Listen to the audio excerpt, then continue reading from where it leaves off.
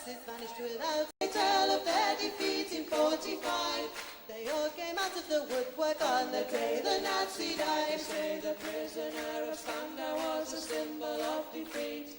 Whilst Hess remained in prison, then the fascists they would beat. So the promise of an Aryan world would never materialize. So why did they all come out of the woodwork on the day the Nazi died? The world is riddled with maggots. The maggots are getting fat. They're making a tasty meal of all the bosses and bureaucrats. They're taking over the boardrooms and they're fat and full of pride. And they all came out of the woodwork on the day the Nazi died. So if you meet with these historians, I'll tell you what to say. Tell them that the Nazis never really went away. They're out there burning houses down and peddling racist lies. And we'll never rest again until every Nazi dies.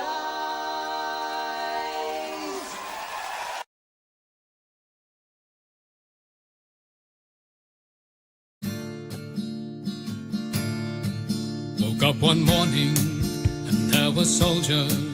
Oh, bella ciao, bella ciao, bella ciao, ciao, ciao. Woke up one morning and there were soldiers. The invasion had begun. Lend me your shoulder, we'll stand together. Oh, bella ciao, bella ciao, bella ciao, ciao, ciao. Lend me your shoulder, we'll stand together.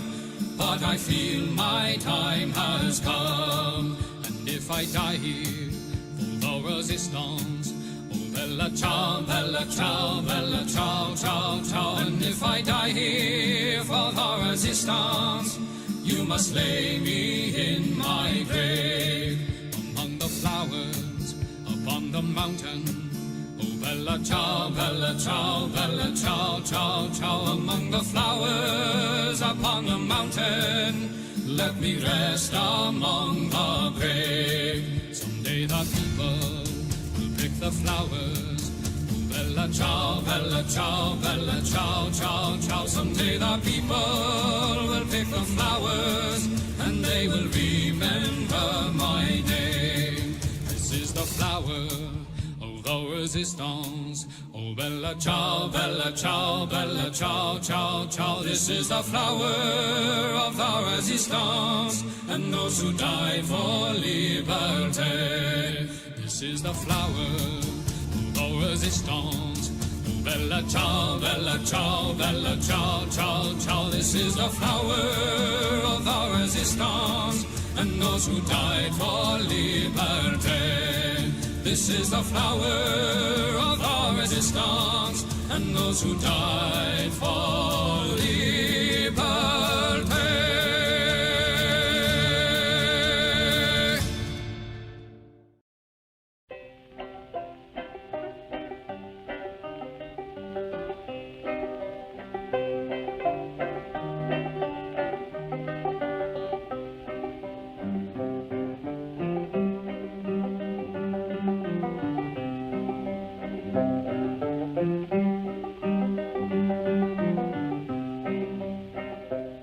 Come all of you good workers, good news to you I'll tell of how the good old Union has come in here to dwell. Which side are you on? Which side are you on? My daddy was a miner and I'm a miner's son, and I'll stick with the Union till every battle's won. Which side are you on? Which side are you on? They say in Harlan County there are no neutrals there. You'll either be a Union man or a thug for J.H. Blair. Which side are you on? Which side are you on? Oh, workers, can you stand it? Oh, tell me how you can. Will you be a lousy scab or will you be a man? Which side are you on? Which side are you on? Don't scab for the bosses, don't listen to their lies. Us poor folks haven't got a chance unless we organize. Which side are you on? Which side are you on? Which side are you on? Which side are you on?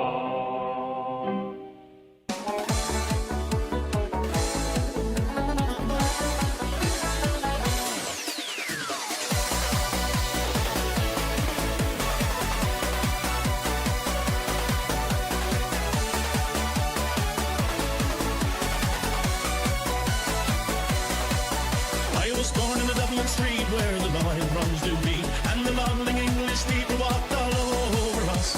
And every single night when they tell, come home tight, he'd invite the neighbours out with his chorus. Come out, you black and tans, come out and fight me like a man. Show your wife how you won medals down in Flanders. Tell her how the IRA made you run like Galloway from the green and lovely lace of Gilshandra.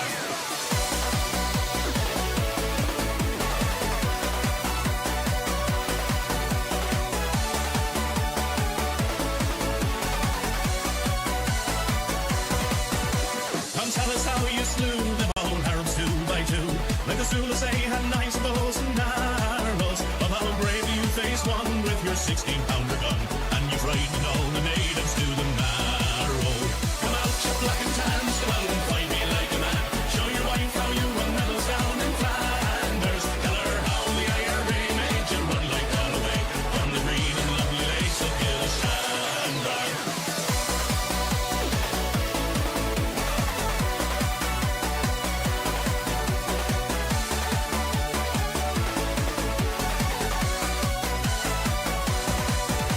Come let us hear you tell how you stand the brave Parnell and taught them well and truly persecuted. Where are the stares and jeers that you proudly let us hear when our heroes of 16 were executed? Come out, you black and tans, come out and fight me like a man. Show your wife how you won medals down in Flanders. Tell her how the IRA made you run like Galloway from the green and lovely lace of Gilshandra.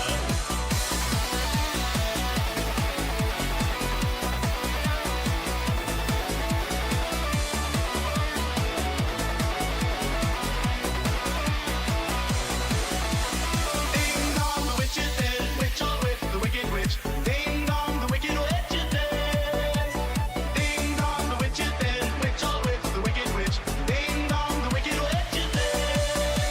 Oh, come out, you pretty sons, come out and fight without your guns. Show your wife how you won medals up in Derry.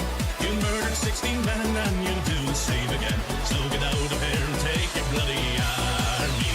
Come out, you black and tans, come out and fight me like a man. Show your wife how you won medals down in Flanders. Tell her how the IRA made you run like Galloway from the green and lovely lace of Gilshandra. Oh, come out, you black and tans, come out and fight me like a man. Show your wife how you won medals down in Flanders. Tell her how the IRA made you run like Galloway from the green and lovely lace of Gilshandra. Buckingham Palace announced the death of Her Majesty Queen Elizabeth II.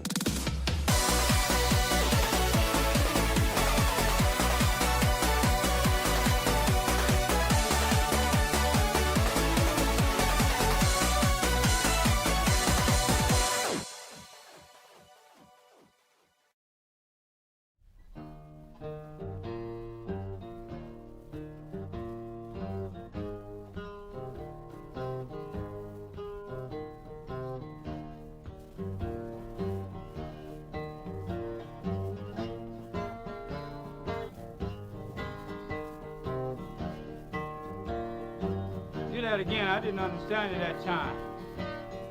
Take it easy.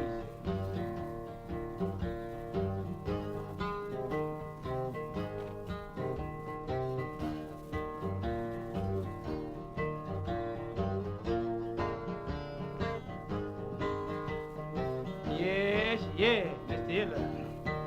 Hitler started out in 1932. Hitler started out in 1932. When he started out, he took the home from the Jew. We're gonna tear Hitler down. We're gonna tear Hitler down. We're gonna tear Hitler down someday. We're gonna bring him to the ground. We're gonna bring him to the ground. We're gonna bring him to the ground someday.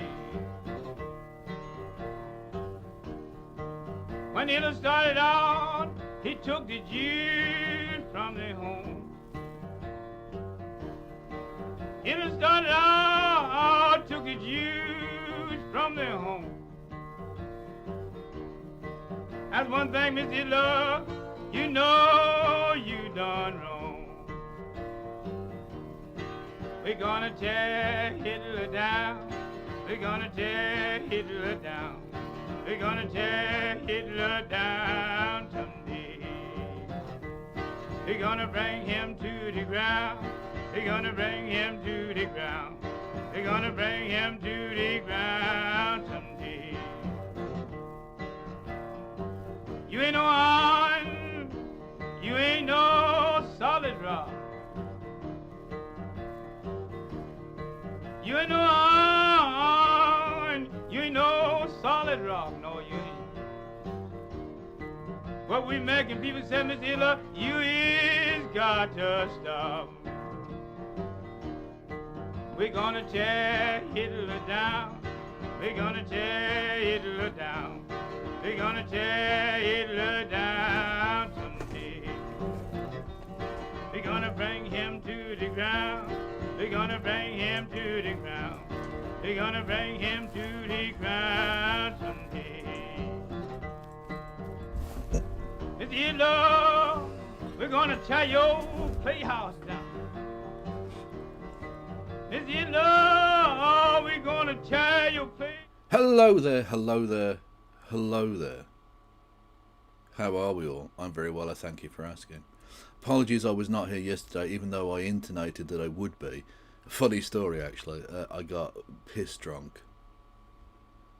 I got very, very drunk. So when I came home, instead of streaming, I went to bed for a very long time. So, yeah. And we did win in the cricket, which is fucking mental. Yeah, we did. We literally did. Can you Adam and believe it? England won a cricket match in Australia, an actual test match, not a warm-up game. Not against like the Western Australia President's Select 11. No. We beat actually Australia in actual Australia. Now, to be fair, the series was already gone. So it's a little bit, you know, it's a little bit late. But some semblance of honour restored, I suppose. Albeit it was the second 2-day test match in this series, which is mental and shit. Apparently the possibility of playing for 5 days is just too much for some people. By which I mean all modern cricketers, because 2020 has killed it.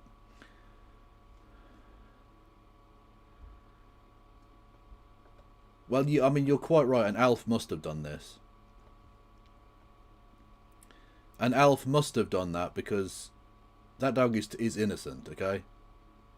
Anyone suggesting guilt on behalf of the Pupperino, I mean, it's circumstantial evidence, okay?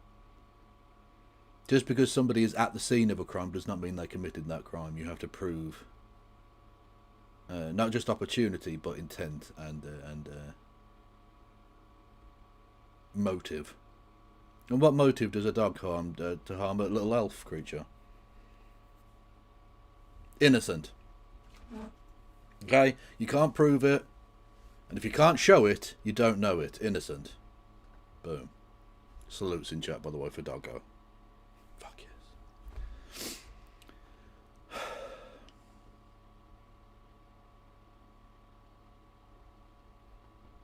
Anyway, how is everybody? Are we well? What is this?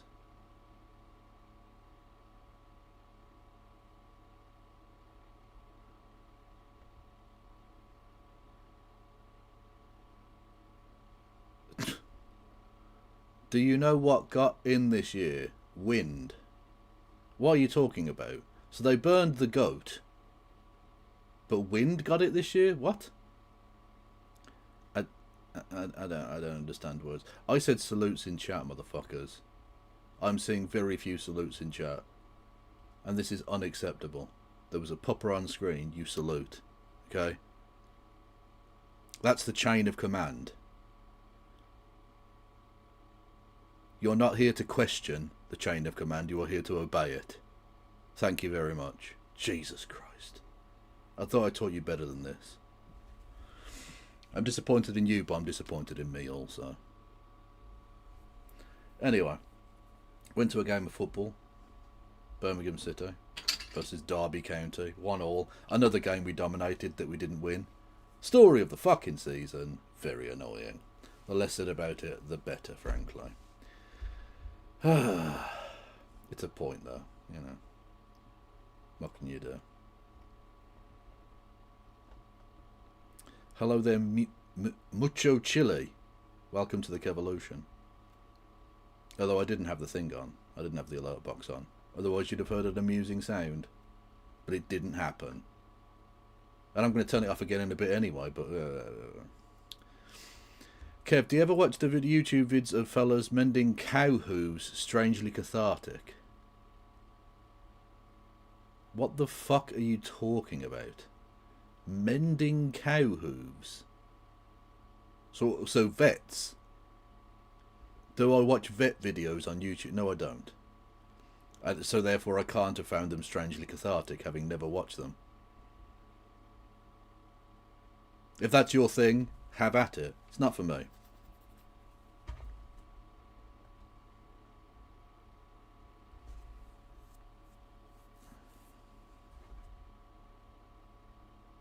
We keep giving away early goals to Zoom Fury. Yeah, Celtic are a bit annoying in that respect. But they did come back and win. And are now, 3 points back with the game in hand. So, considering how badly your man got started. Oh, I don't know. I don't. Oh, Jesus Christ. No, I don't want to watch that. Thank you, I can't give a duck. But, no. They're called farriers. I thought that was horses. Is it the same thing? I suppose it's the same principle in a way. They are different animals though. But I thought a farrier was like a horseshoe person. But I don't know. Why don't they just wear shoes like normal people? Just regular, like, just get a pair of horse Adidas or something, I don't know. Although Adidas, of course, was a Nazi, so... Farriers are horseshoes, damn it, Kev. Well, there you go then.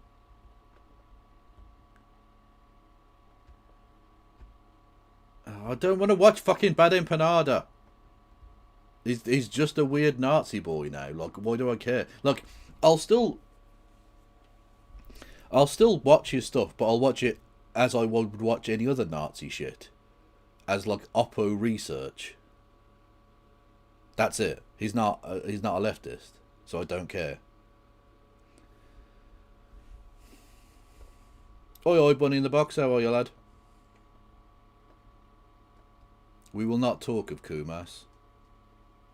We won't do it. It's not necessary. His name needn't be spoken, although I did just speak it. But we need not say Kumas again, even though I did just say it again.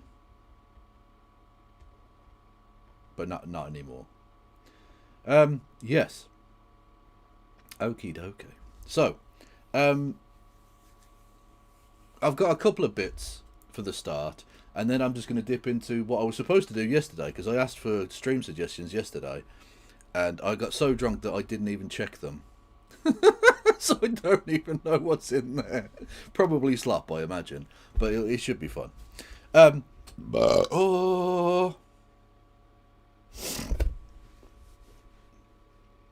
Also, I can feel a little bit of a cold coming on. Bit of phlegmage going down there, which is, you know, the way it goes, I suppose. Anyhow, how they make horse trainers for guide ponies. Ah, Jesus Christ, 255. As ever, a delightful mentalist.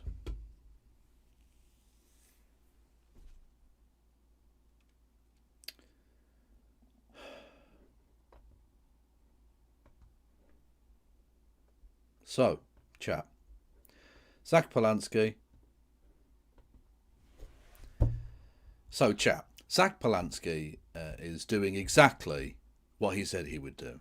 He is creating huge amounts of renewable energy by consistently boiling the piss of conservatoids, which can then turn a turbine, creating energy. It's a kind of nuclear power, except it's like nuclear brainworms from the Daily Mail, that sort of thing. And just such a thing happened on Christmas Day. He doesn't even stop for Christmas Day. That's how relentless he is. Okay? Here in Britain, for those who don't know, we live in a very stupid country. It's very, very stupid indeed.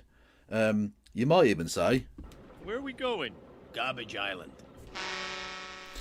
And so, being the Shrek-like hellscape that we are, we still have a monarch. At the moment, it's the sausage-fingered lunatic known as Charles. Old Chaz Chuckington put out a Christmas message, as indeed all monarchs have for quite some time. And on Christmas Day, they put out this message, and it's bollocks. It's mostly bollocks. It's pablum. It's who cares, right? But it's seen as like a tradition, and so people who wank on about tradition and Britishness and all this sort of stuff get very, very watery-eyed about it. Even though I imagine that, like the rest of the country, no one watches it. But whatever. Lots of other people over recent years have started putting out their versions of it. So politicians will do a Christmas speech and stuff. But they've always, how do I say this, deep-throated the boot by not putting it on at the same time that the King's speech is on. Because you couldn't do that. That would be terrible. The King is like a god creature. One mustn't inconvenience him. Or her, whatever. By the way, can we get some lols in chat for Liz still being in a box? In a box. Liz in a box. Still funny. Years later. Anyway. Zach Polanski, very much speaking to his constituent.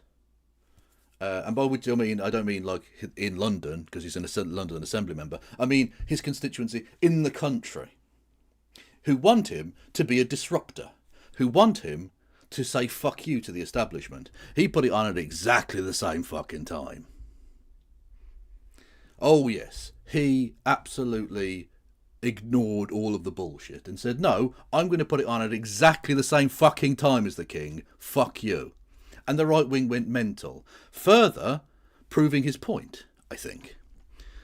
The people who want Zach Polanski to be Zach Polanski loved it. Every second of it. From him doing it, and we'll get to it in a second, to him doing it at the exact same time as the King, and boiling the ever-loving piss out of rightoids. It's a win-win-win-win-win. Should we take a look?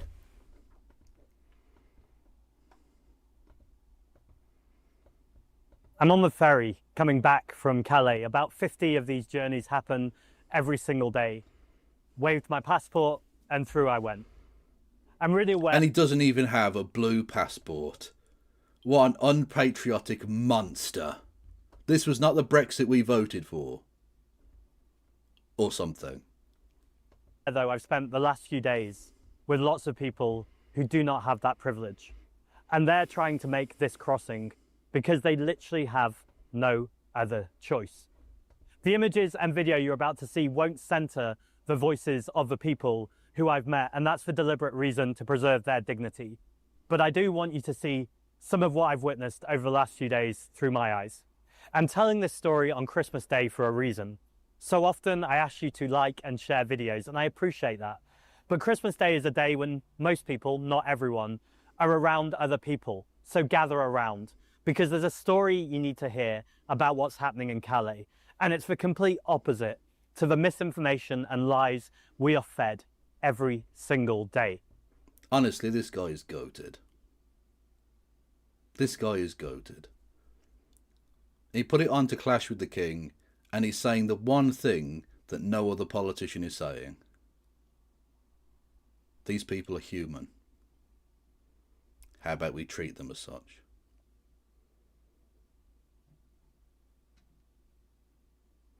The one opinion you're never allowed to have, which is, how about we treat them with dignity, like human beings? Because if we don't treat them like human beings, are we ourselves truly human? People will often say that France is a safe country, and sure, if you're a British citizen going on holiday to Nice, I'm sure it's lovely. Calais is not a safe place. Well, apparently, if you're called Kevin, it's not a good place. There's anti-Kevin rhetoric in France. We looked at that the other day. Tish tish. The things I've seen over the last few days will stick with me for a long time. I want to talk to you about wood. People need wood when they're sleeping outside. They need to burn it for heat and make sure that they're drying their clothes in waterlogged conditions. But there isn't enough wood in Calais, and so volunteers spend hours and hours sourcing pallets, chopping them up, and then distributing to the people who are in need. But then you have the police who come along every 48 hours without warning. They slash people's tents, they evict people from the sites, and they... Honestly, no matter where you go in the world, it's always 1312. For reals. They take their wood. The people watch, they stand aside for 10-15 minutes, and then they return to the same site. This time though, it's even more decimated, and again, there is no wood. They spend their time rebuilding, looking for more wood, they eventually get it, and the police come round again. It is a farcical, deadly cycle that everyone is involved with, and we're funding it. The UK government is giving £476 million over a 3-year deal for the militarisation and securitisation of Calais. We should be diverting that money to a humanitarian and compassionate response. Absolute goatage. Can we get some salutes in chat? The one politician in Britain who's not an absolute fucking ghoul. Like, it's so whack that we live in a place where there's one politician who isn't an absolute fucking wanker. And he's not even saying anything outrageous here. He's not saying, we need to let every human being in the world into Britain. He's saying, how about we treat people like fucking human beings instead of slashing their tents and stealing their firewood? What the fuck is that? What the fuck? Like, as if that needs to be said. Absolute madness. Absolute fucking madness. The lockstep at Westminster of all of the major parties going on about how, you know, the small boats is the biggest crisis in the fucking world. No, it isn't. The fact that people in Britain are starving is a crisis. The fact that we have an NHS, even with recent investment, on its fucking knees is a crisis. The fact that we have people choosing between heating and eating is a crisis. The fact that we have still record numbers of child homelessness is a crisis. Some people turning up on boats is not a crisis. It's an inevitable response to you refusing to allow any illegal migration. And there's one person that leads a major political party in Britain who isn't a monster. And his name is Zach Polanski. Because the rhetoric we hear about stopping the boats and smashing the gangs, none of this is working. In fact, there's evidence that this whole performative cruelty is actually pushing up the price of boat crossings, and we know that the boat crossings are rising. People told me over and over again, we cannot stay in Calais and we're not allowed to leave. So why did I ask you to gather around and to hear this? Because this has to stop. The constant political rhetoric and demonization of people who are just trying to survive in unimaginable living conditions. I don't believe that we're the country that the media paint us to be. I don't believe that we're cruel and we're heartless. And I don't believe... I know he has to say that, but like... a lot of the political discourse this weekend has been around fox hunting. And how they want to legalise fox hunting. Because Tories, not to put too fine a point on it, are scum. Absolute scum. A bunch of fascist slags. If people saw what I've seen over the last few days, they would turn away. I realise some of this can be an unusual Christmas Day message, but actually at the heart of all of it is compassion, kindness, and humanity. And whether you're religious or not, I think that's something we can all do more of in 2026. Really want to give a shout out to Calais Appeal and all the volunteers and staff who do incredible work. You will see the crowdfunder attached to this video. Whatever you're doing today, Merry Christmas.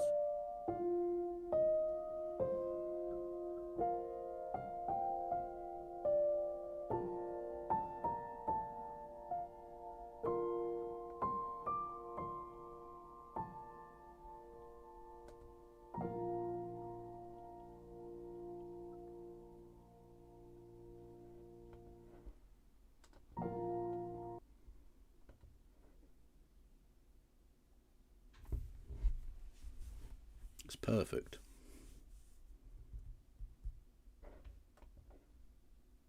It's the perfect counter to all of the evil.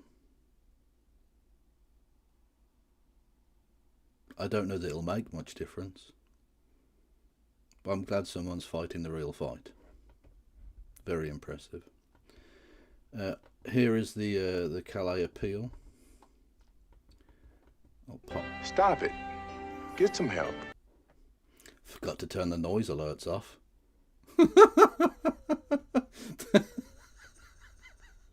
Oh God. Anyway. Why will it not let me fucking type in the thing? I don't know why, but Twitch is being weird.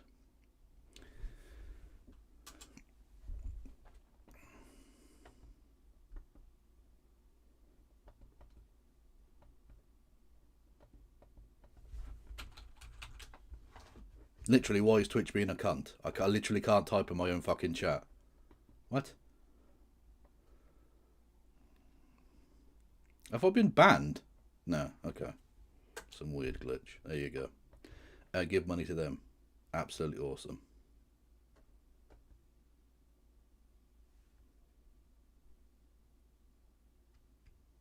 And join the Green Party as well. The only party that seemed to give a fuck.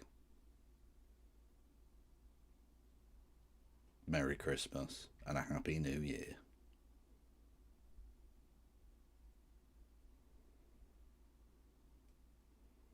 They've already raised 55k. Oh, that's dope. Honestly, he's doing amazing work.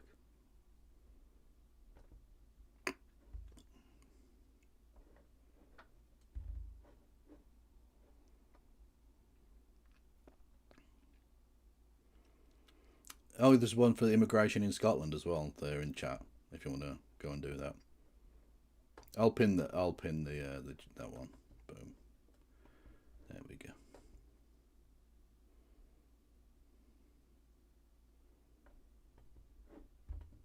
Right.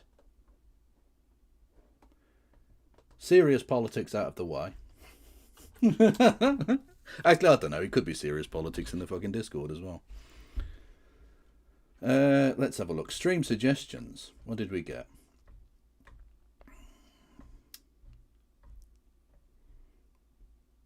Here we go. Right, okay. We've got an oversimplified about Hannibal Metatron is much worse now. Stop. 255 in the Metatron. Obsession. What is this? The fucking... Oh, Garen Noon. Okay, let's have a look. Who is not me, so don't even fucking start. The fucking Americans are at it again. Another crime against tea. It's called No More Tea Bags. There's nothing fucking wrong with tea bags. You're trying to solve a problem that was already a solution. Now I'm gonna show you some footage of this product in a second. It's harrowing to watch. But essentially what this is tea in an aerosol can. Tea is being treated like it's some sort of... Oh, America. No, no, no, no, no, no, no. No. No, no, no, no, no, no, no, no.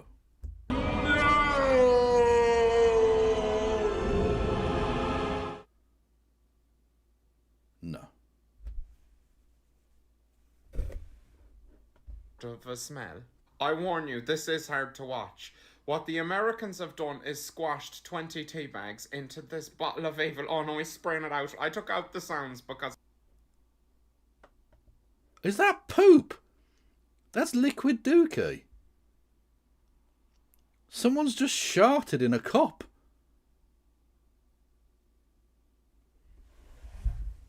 Okay, okay. I think we need to go to the UN about this because they're really effective.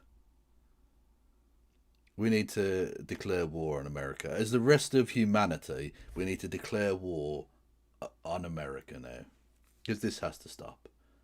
Up with this. We cannot put. Okay.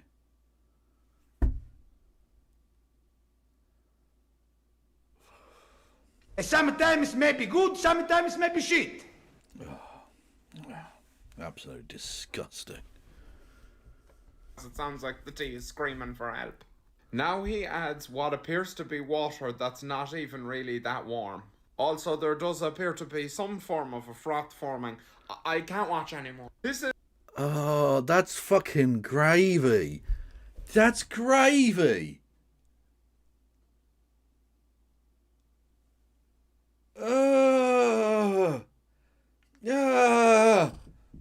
What the fuck is that? There's a layer of pond filth on the top. Oh, that's fucking gross, man.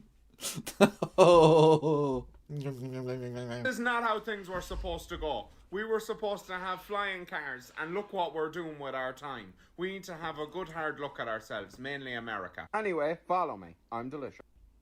Fair dues. That was fucking gross, thank you. What? Oh, jeez, okay. So this is a severe change of direction. Why did the... A few weeks after the October... Shut up. Why did the USSR recriminalise homosexuality? Okay. Okay. Right, okay.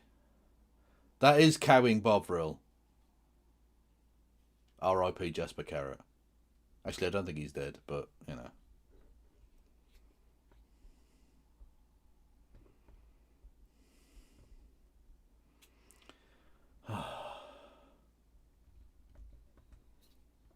Honestly, America, you're fucking wrong. By the way, just a quick shout out to Christy Winters, who is fucking mental. Like, you know, we did a show like 48 hours ago.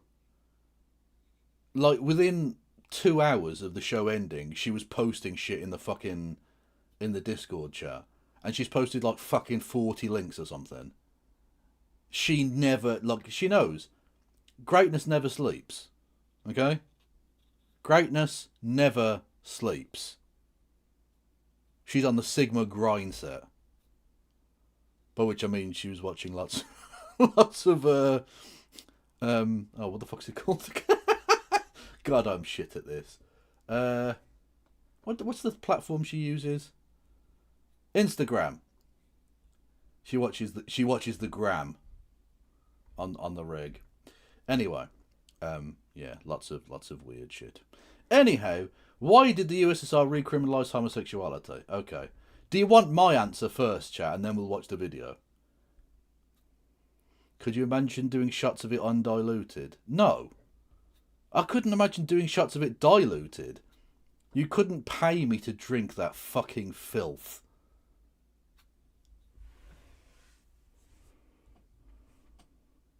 Throbbing. I don't know why I pressed that. Yeah.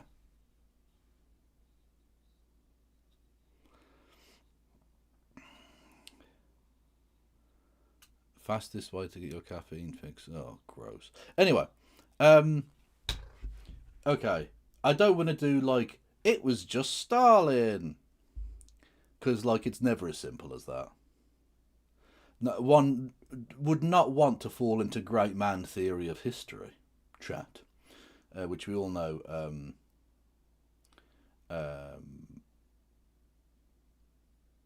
We all know that is like the crime of history.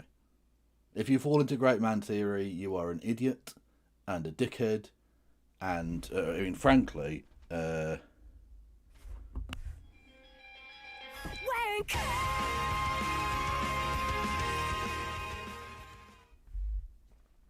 So it's never as simple as just one person. But he was a dictator, and he was deeply ashamed of his own homosexuality, or bisexuality, or pansexuality, or whatever the fuck it was. He was a freak, right? I'm not saying he's a freak because of that sexuality. He was a freak as well, was the point. I myself am also a bisexual. I've done many jokes about Stalin being a bisexual icon. Again, sarcastically. There is always a cultural, historical context to these things. It's always more... What have I always said, chat? Whenever you hear a simple answer to why did a thing happen, it's always more complicated than that. But I would say he's a large part of it. Okay? A significant part of that. But you also have the fact that homosexuality was still looked down upon in large parts of Soviet society or Russian society. It was still quite a conservative place in many respects. The church still had a large sway over things, albeit decreasing over time, but you know. So there are lots of factors to put in there, but Stalin being a reactionary prick, yeah, that's a pretty big issue as well. What do you make of Revolutionary Dot? They're like a tanky, but from what I've seen, they seem okay. I don't really know what to make of them. I haven't seen really enough of their stuff. I've watched one or two bits. I'm on the fence. A few weeks after the October Revolution, the Bolsheviks abolished the Tsarist anti-gay law in a progressive move that Health Commissar Nikolai Semashko called a deliberate emancipatory measure. But by 1934, homosexuality became criminalized again, punishable by a maximum of 5 years in prison. What happened? Which again, I mean, the same applies in the Soviet Union as applies to anywhere else. The idea of sending men who like sodomy to prison as a punishment...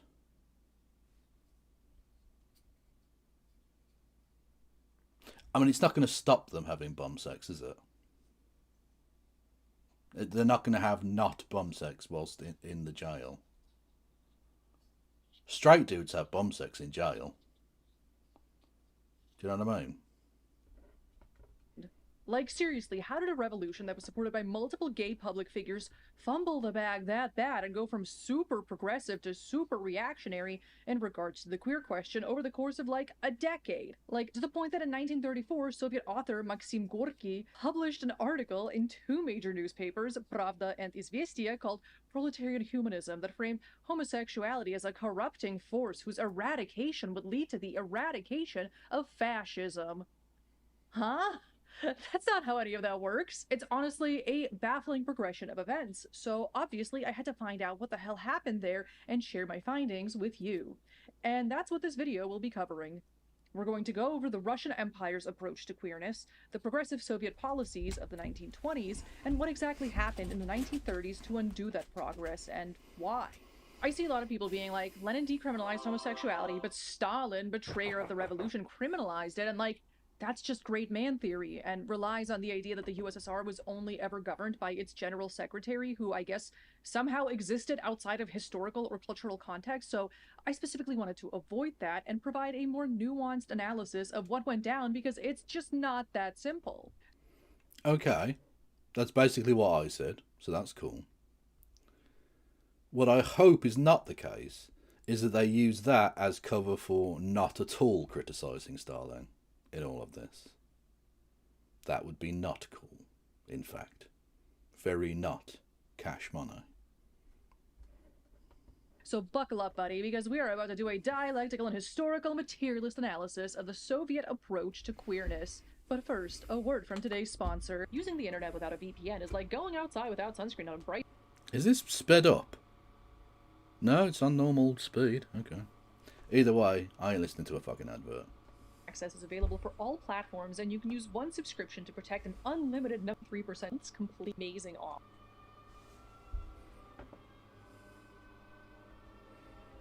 Prior to the revolution, the Russian Empire was actually not nearly as homophobic as the Western countries. Western Europe had a ton of literature on how to spot a pederast, specifically because sodomy was criminalized in much of Western Europe and seen as a sin by the church. In the Russian Empire, only like 2 guys wrote Well, thankfully, no priest has ever done sodomy.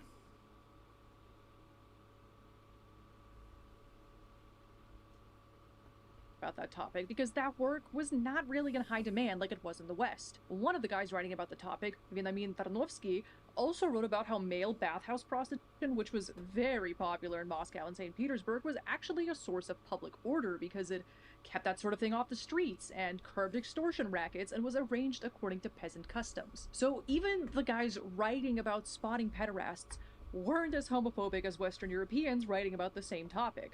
Like, I don't know, were any Westerners at the time like, male bathhouse prostitution is dope? Keep at it, boys. I don't think so. There was also a guy named Vasily Razanov who wrote a treatise called People of the Moonlight, or Люди Лунного Света, published in 1913, in which he claimed that people of the third or intermediate sex are actually more spiritually inclined because of their rejection of procreation, family, and the home, stating that sodomites resemble monastic religions and truly live by the teachings of the New Testament, so we should have tolerance for them. For all sodomites, both male and female. Thanks. He was a right-wing anti-Semite though, which is probably why his take was still super weird, even though it was supposed to be nice. But needless to say, the Russian Empire was significantly less homophobic than the West at the same time. Like, I don't think anyone in the West was publishing treatises on the moral superiority of queer people at that same time. The Eastern Orthodox Church saw gay sex as sinful and just all sex in general, even if you were a married heterosexual couple, but the gay variety wasn't considered any worse than, like, heterosexual adultery, and jacking off a dude as a dude had the same penances as masturbation, so honestly, you were kind of incentivized to jack off your bros. Like, you might as well if it's... But that's fun. That's just despunkifying. That's not even gay. That's just boys being boys, you know. It's fine. We've learned about this before. It's not even gay. It's not even gay. Okay? Just saying. Yeah, to be fair, the West was pretty homophobic. I don't know exactly the period she's talking about, but we are talking about pre-Russian Revolution. So you've got to go with what do you call it? Not Noel Coward. You can't. Hang on a minute. 1 second, everybody.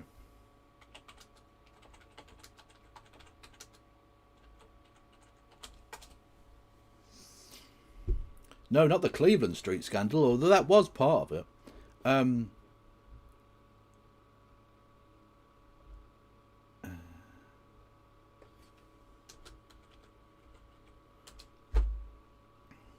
Oscar Wilde is the person I'm trying to think of. Jesus Christ.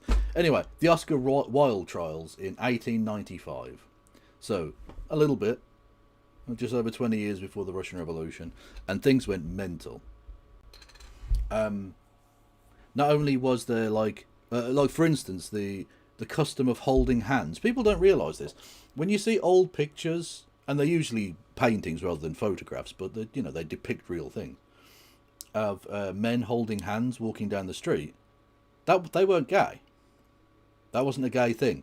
That was just a thing that friends did. Two men would hold hands in the street, and that was just a symbol that they were friends.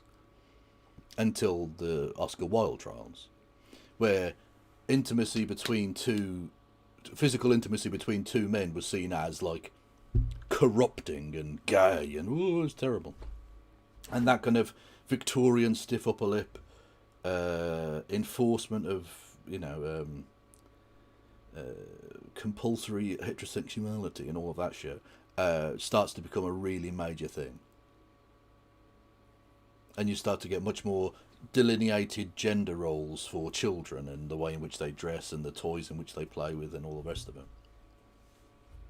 Honestly, the Oscar Wilde trials had a much larger impact on British society than I think probably most historians give it credit for. You know?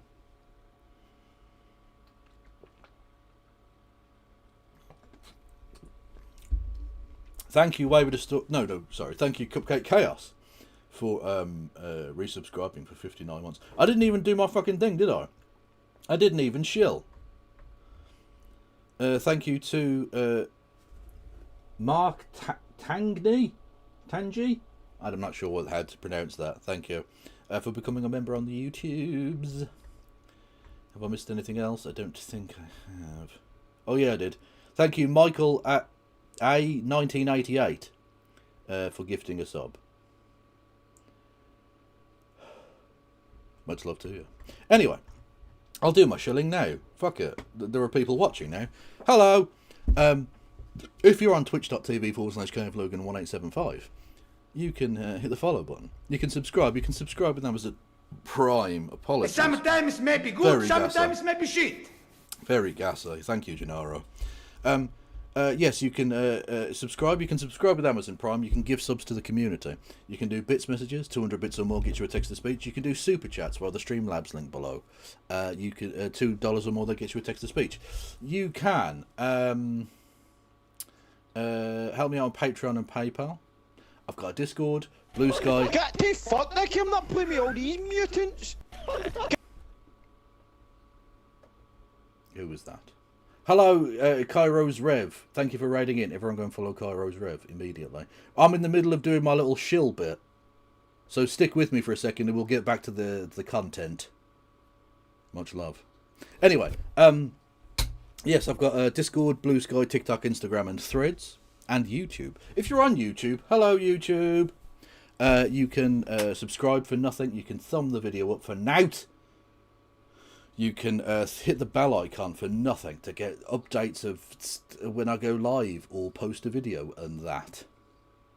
You can become a member for 99 pence. You can gift memberships at that exact same rate. That's about, what, $1.20, something like that, I think. And you can do super chats and super thanks as well, which will be read out in the robot lady voice. Yeah. Anyway, having posted... Oh, and thank you, James Holmes, for 18 months of membership on the YouTube. Much love to you. Fuck yes. 67 biddies from the Cunning Linguist. Some biddy bits for you. Well, thank you, but I do not respect that number because of recent Zoomer co-option. We're not doing it, okay? No. The same thing as doing it to yourself in the eyes of the church, you know? You might as well. I mean, they're right there. They're your bros, come on. Being gay also wasn't criminalized in the Russian Empire in any capacity until 1718. After Peter the Great's tour of Europe in 1697... Sometimes may be good, sometimes may be shit. German advisor suggested... Okay. Thank you, Goat Boy, for 20 memberships on the YouTube. Much love to you, my friend. That's delicious. But I have now turned the noise alerts off for just a second. Because we don't need to be hearing that 20 times, do we? As much as Gennaro Gattuso is an amusing chap, we don't need that. And he did tell the Israeli footballers to fuck off, so that was funny, you know. £1 equals $1.35. Oh, okay. Well, there you go. I lied. I downplayed it. Sorry, Americans. It is slightly more expensive than I had previously told you. that he criminalized sodomy for the first time in Russia so military men wouldn't get up to having fun at the expense of their military duties. This expanded to criminalizing sodomy in general under Nicholas I in 1835, even though he totally had a gay cousin, Grand Duke Konstantin Romanov, who apparently agonized in his personal diary about his many encounters with St. Petersburg bathhouse attendants.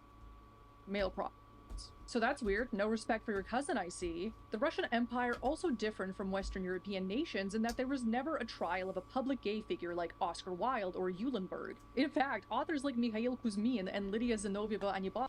I mean, come on. Is he not the gayest man that's ever existed?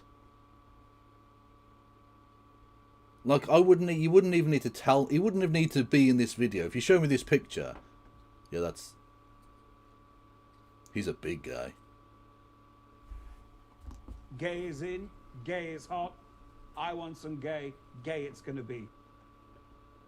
Published explicitly queer novels in the early 1900s. Zinovьeva Annibal's novel 33 Monsters, which I was disappointed to discover is not a monster book at all, published in 1907, was critiqued not for representing lesbian love, which is what it did, but for not representing it correctly, because gay discourse existed even back then. Mikhail Kuzmin's novel Wings, published in 1906, was... Okay, well, we'll get to it, 255. You don't need to get ahead of it. We'll get to it. The first novel to portray the gay experience positively, like, ever, and though it was considered very scandalous, it was also extremely popular as a result of its notoriety. And how are the rats getting on down there in Brummy Land? And the strikes, they're still going on, right? Yes, both the strike and the rats are very much an ongoing issue here in the city, yes. Neither look to be stopping anytime soon. The rats are getting larger. They are now the size of cars. They're huge. They don't have wheels though yet, so you know. Yeah, and the strike's going on because let me just check. Hang on a second. Labour are a bunch of fuck pigs. The Labour Party. Fuck pigs. neither were censored or banned by the government. And thank you for the bits. In the late 1800s, Moscow and St. Petersburg developed pretty lively queer subcultures. These major cities were pretty well known for their abundant cruising grounds and bathhouses that effectively served as brothels. Gay men even had their own slang. A tyotka, which means like an auntie or a broad, was the term used to refer to an effeminate... There was a British version of that, wasn't there? Poldari or something like that? There was like a gay language invented. Polari, there we go, yeah. Which is fucking awesome, they invented a language and shit. See, gay people be clever.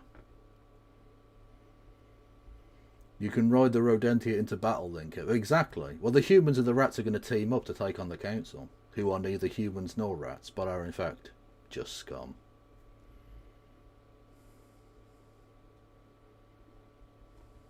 Visibly gay man, often a client of these male prostitutes. A woman hater was a soldier or sailor or other extremely masculine guy, often in military uniform, who was gay, or gay for pay, or a pederast for money, as they called it. These gay men found each other and signaled their availability to other men through attire like red scarves, rouge and powder. Sometimes it may be good, sometimes it may be shit. Like requesting, offering, or lighting cigarettes. These men often met up at public cruising grounds or in private commodified spaces like bathhouses, restaurants, and theaters. We unfortunately don't know a ton about lesbian subculture in the Russian Empire, in part because women were generally more confined to the domestic sphere. Because class society and the patriarchy go hand in hand. What we do know is that women of very true. higher social status had more access to opportunities to express their desire towards other women. Wealthy women could go to the legal, regulated brothels to fulfill their desires, like the wealthy gentry woman Yulia Ostrovleva, who would dress up as a man to visit these brothels, while the less wealthy women often worked at these brothels and had relations with their fellow workers. Lesbian relationships between brothel workers were apparently common enough to even have a term among the workers, which was koshki, or female cats. Unfortunately, the majority of what we really know of sapphic relationships in the Russian Empire comes from either wealthy lesbians visiting psychiatrists, who then wrote case studies about them, like the aforementioned Yulia Ostrovleva, or from murder cases, like the 1890s case where a man murdered his wife after catching her in bed with a former colleague. But yeah, overall, as you can see, the Russian Empire was way less homophobic than the West at the exact same time. Okay. Firstly, the October Revolution's progressive policies. Secondly, moustache. You checking him? You checking him, chat? That moustache can do things to a man. Basically anything it wants.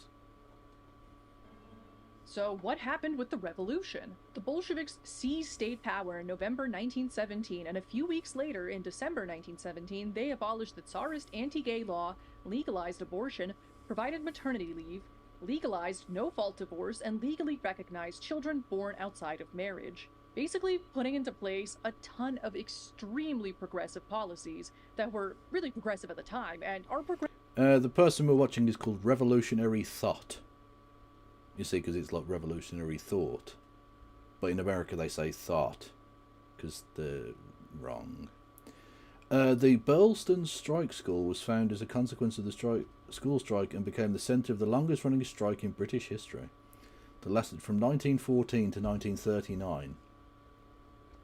In the village of Burston in Norfolk. Today the building stands as a museum to the strike. The strike began when teachers at the village's Church of England school, Annie Higdon and her husband Tom Higdon, were sacked after a dispute with the area's school management committee. The school children, led by Violet Potter, went on strike in their support. Encouraged by the community, the Higdons went on to set up an alternative school, which was initially attended by 66 of their 72 former pupils. Oh, that's fucking dope. Okay.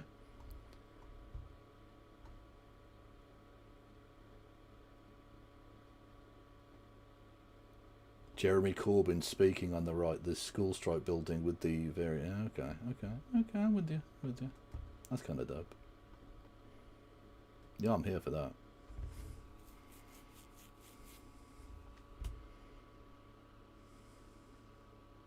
Thought also has A. What do you mean also has A? What? What are you talking about? Progressive even today. And if you want to learn more about these policies as they pertain to women, check out my videos about that. In 1918, No, I don't think thought is used as a shorthand. I think that's the joke.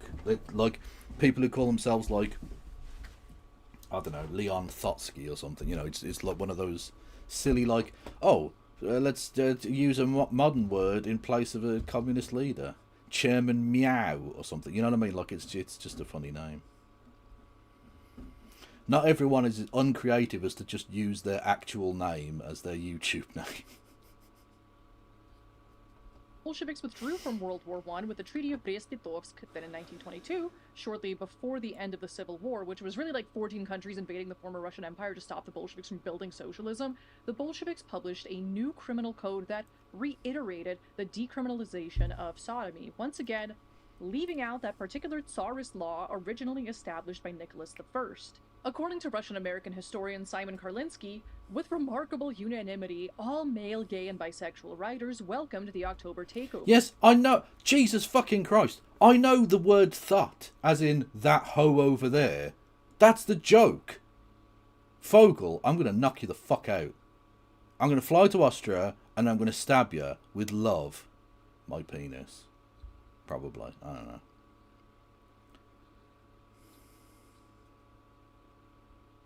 So is thought like an American word for whore? Yeah, it's a, well, I think it's a backronym rather than an acronym, but it's that hoe over there.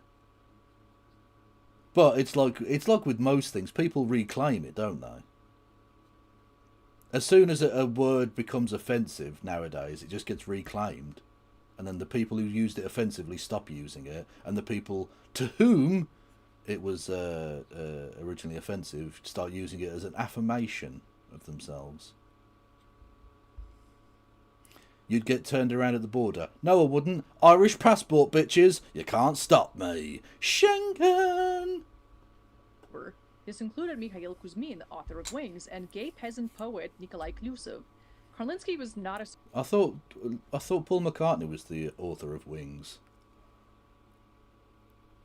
I did a joke!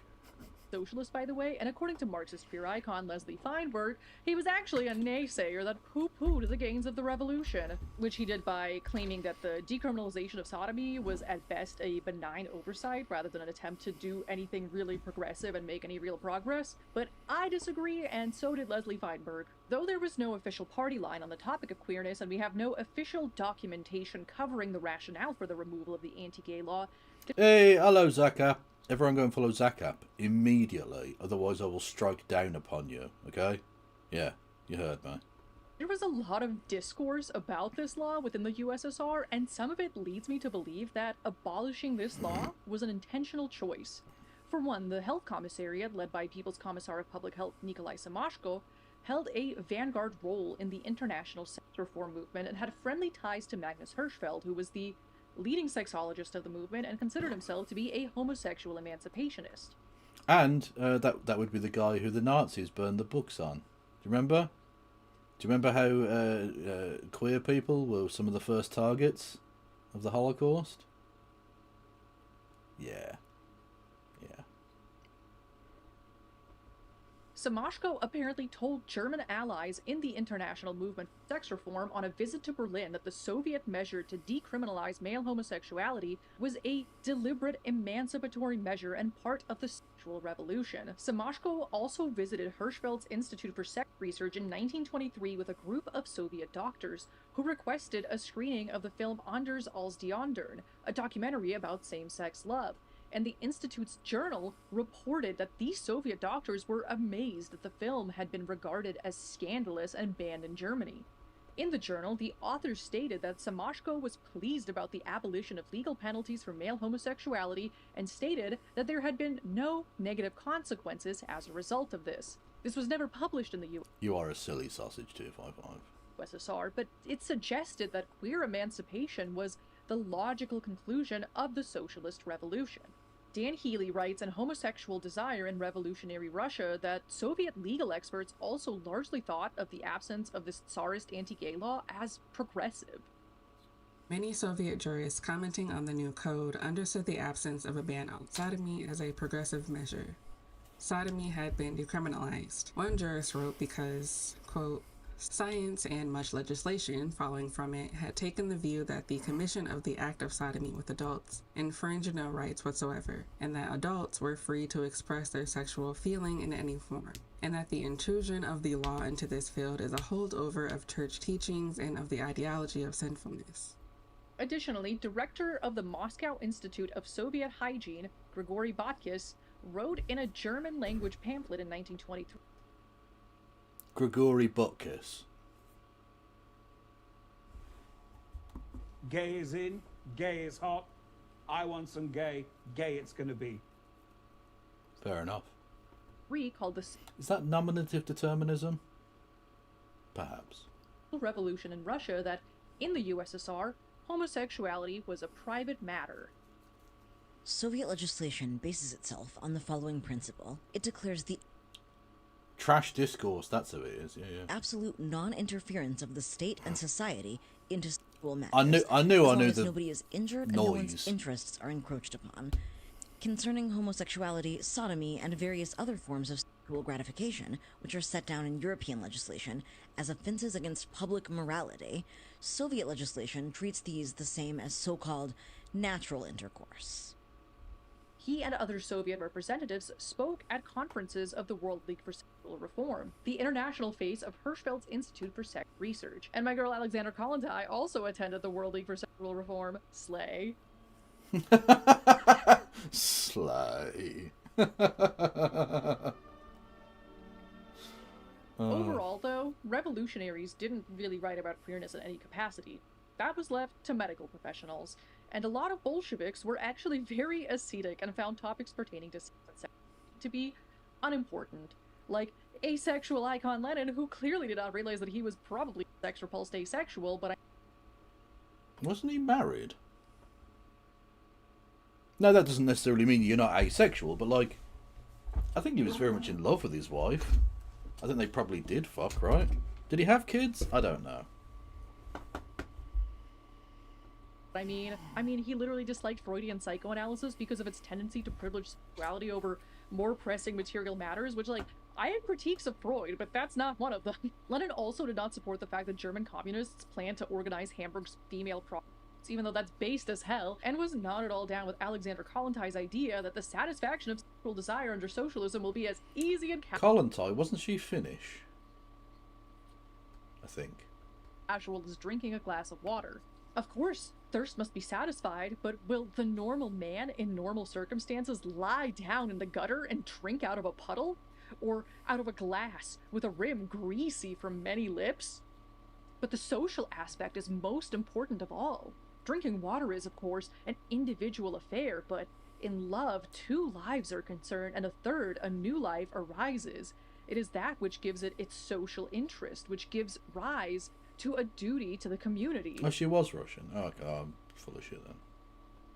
I don't think Lenin Getting her mixed up with somebody else then. realized that licking greasy rim is probably someone's kink. Not mine, but probably someone's. Gay is in, gay is hot. I want some gay, gay it's gonna be. Look, chat, you can lick my greasy rim any day. Also, like, Lenin, girly pop, I love you, you're great, but that argument is literally just purity culture. Carl Jung said that until you make the unconscious conscious, it will rule your life and you will call it fate. And regardless of your opinion on psychoanalysis, that is indeed what happens, especially when you... There certainly were some Finnish communists. There was a communist revolution in Finland. It wasn't massively successful, but it did happen. In like the 20s, I think? If I recall correctly. deny the importance of the normal fact of life that is sex and sexuality. That's a normal social activity that people do for fun and to bond with each other, which is why they want to talk about it, and that's fine. That's a good thing. Also, like, the Soviet rejection of psychoanalysis was, like, not a good idea in my opinion, but that's for another video because I could ramble about that forever. And I'm not even a psychoanalysis stan. I'm an embodied cognition stan. Anyway, Lenin basically thought that women and young people were way too chill. The Finnish Socialist Republic, more commonly known as Red Finland, was self-proclaimed socialist state in Finland during the Finnish Civil War, May 1918. There we go. To the second question, and that all that would do is divert the energies of youths away from communist construction and towards self-indulgence. He also thought that if you did have some weird perversion, it'd be best if you hid it for the sake of the revolution, because such abnormalities are bourgeois. Literally such a goofy argument. That's what homophobes say today as well. And they can still fuck off. Because all of that is... right-wing bollocks! Communists, please stop using bourgeois or unproletarian to mean thing I don't like, because then you just make those terms meaningless. Someone's probably gonna get real mad There you go. Very good point. at me for critiquing Lenin, but like, he was just a guy. A guy who I respect very much and who did some amazing things, to be sure, but no one's immune to criticism. Sorry, Lenin, I know I am immune to criticism. Anyone who criticises me gets fucking gulagged, okay? you disagree with me, but you can be a pervert and a revolutionary. Also, what if my weird perversion Virtually every communist I've ever met was a pervert. God bless them. are directed towards my communist non-binary boy wife to whom I am legally bound? Then what? Is that okay? Is it only bad out of wedlock? According to Dan Healy in Homosexual Desire in Revolutionary Russia, the implication of Lenin's remarks for a politics of homosexual emancipation under socialism was that this particular freedom of love should wait, as should all sexuality, until a proletariat revolution reconstructed the material order. as dialectical materialists, we don't subscribe to the great man theory of history, so obviously Lenin's probable asexuality was not the main thing that led to this ascetic strain of thinking rooted in patriarchy.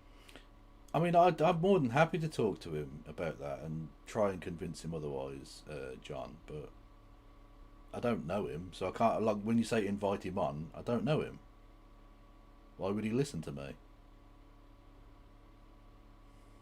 Patriarchal purity culture that was so common in the USSR, but I think it's just important to note as a manifestation of that ascetic strain within the Bolshevik ideology. Like, honestly, this was probably a lot of, like, conditioning from the patriarchy, the church, all of those things, you know? Other Bolshevik revolutionaries and their sympathizers also agreed with him and subscribed to this idea that human energy was something that you could consciously channel towards social objectives while ignoring the body's urges, like psychologist Aron Zalkind, who wrote the 12 Commandments of life of the revolutionary working class, which Lady Istahar has a video about if you want to learn more. One of the commandments. Oh no, not Lady Istahar. Oh no. So revolutionary thought is a tankoid. Okay, cool. Is to not be a pervert, and you know what? I will not be doing that. I'm from the Pluto and Scorpio generation. We're all perverts.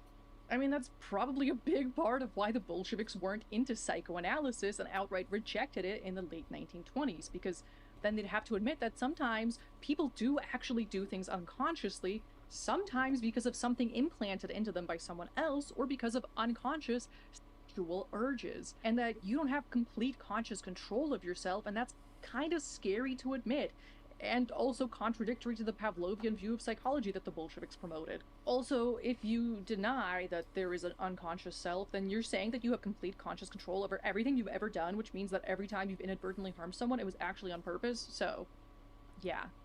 I don't know what the fuck that means. I'm confused. There is an unconscious self. It's a thing.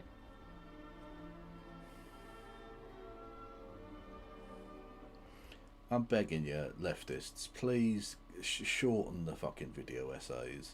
Like, this one isn't even that long. This one is under an hour. It's actually under 50 minutes. But, like, come on. You don't need to go into this much detail. When it came to queer subculture, according to Healy in his essay The Disappearance of the Russian Queen or How the Soviet Closet Was Born, surprisingly, despite the 7-year hiatus of war, revolution, and civil war that concluded in 1921, much of the male homosexual underworld that existed before 1914 reconstituted itself in the early years of the new economic policy. Street cruising and male prostitution... Oh no, Nep mentioned! Nep mentioned! ...returned to Moscow and Petrograd, with the same toilets, parks, and boulevards providing arenas for the market in both paid and unpaid sex between men. However, with the revolution came constraints on access to the private commodified spaces where gay men often met, like bathhouses, theaters, cabaret halls, and restaurants. Hotels were reserved for visitors from out of town, so even hetero couples had a hard time getting a hotel room. Reports of organized male bathhouse prostitution also ceased after 1917, but dudes were definitely still boinking on the premises for fun or for money. There's no way they stopped. Public toilets and private meetings... Exactly, you can make anything illegal, doesn't stop it. It might curtail it, it might drive it underground, but it doesn't stop it.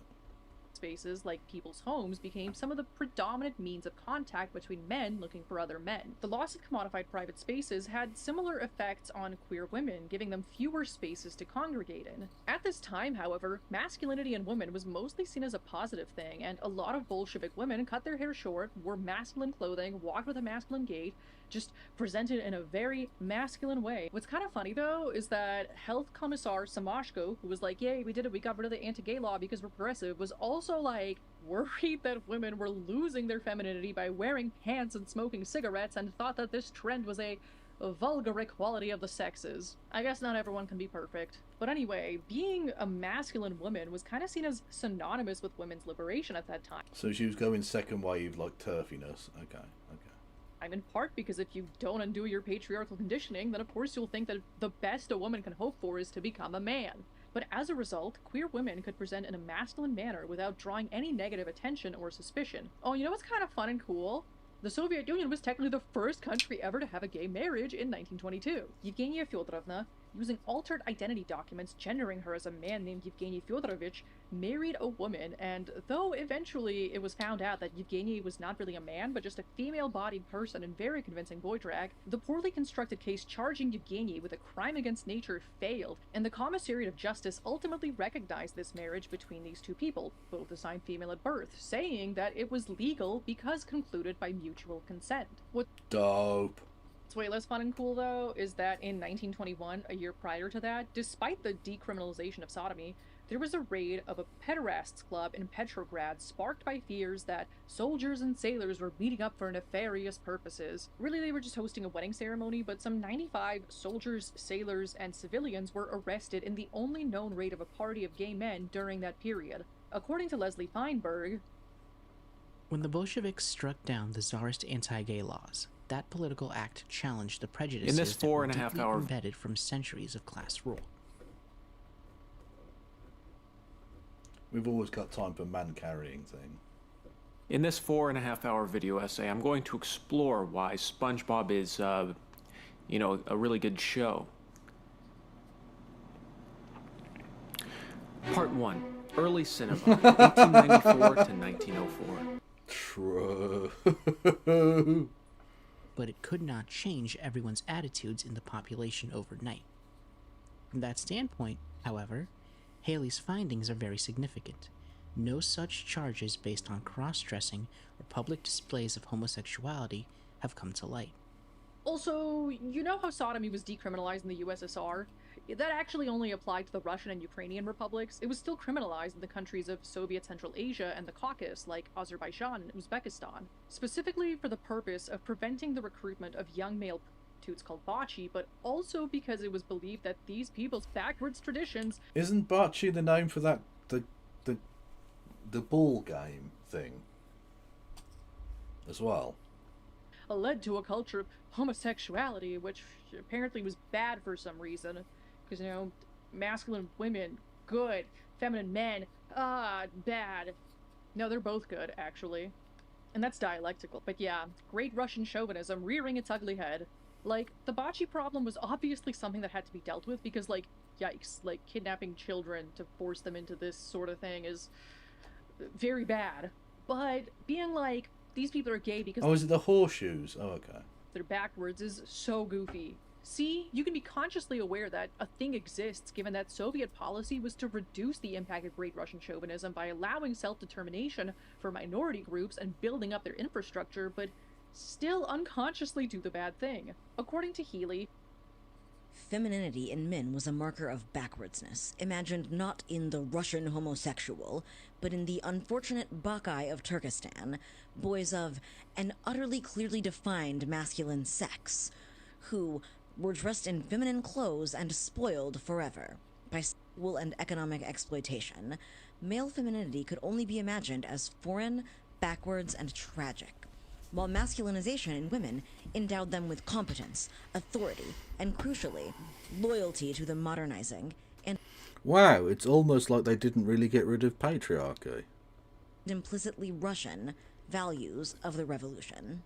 So in a way, in the 1920s, the Soviets were quite progressive when it came to queerness, with many of them viewing the abolition of the anti-gay law as a progressive feature of the sexual revolution. They were especially progressive compared to many Western countries at that same time, but also still reproduced Great Russian chauvinism in what they considered to be the most backwards areas of the country. They also still had patriarchal brainworms and considered feminine men to be a backwards abomination and saw masculine women as totally fine and cool and good for the most part. Which they are, but so are feminine men. This is what happens when you have societal conditioning, in the Soviets' case, the patriarchal and Great Russian chauvinist variety, and believe that awareness that the conditioning exists is enough to undo it. Again, this just shows me that denying that there is an unconscious side to people is a bad idea. You can have unconscious bias, which they clearly did. Also, did you know that unconscious bias didn't exist as a term until 1995, apparently? So I don't blame the Bolsheviks for being unaware, because clearly they did not have the gift of clairvoyance or the gift of hindsight like we do now. And I'm not even like saying any of this to be like... Well, the phrase might not have existed, but people knew that that happened. People knew that there was like an inclination within people to do things or to have certain opinions, even though it was sort of innate within them rather than it being like some affected thing. I'm not explaining myself very well here, but basically the point being, just because the phrase didn't exist doesn't mean that the phenomenon wasn't at least partly understood or recognised by most people, if that makes sense.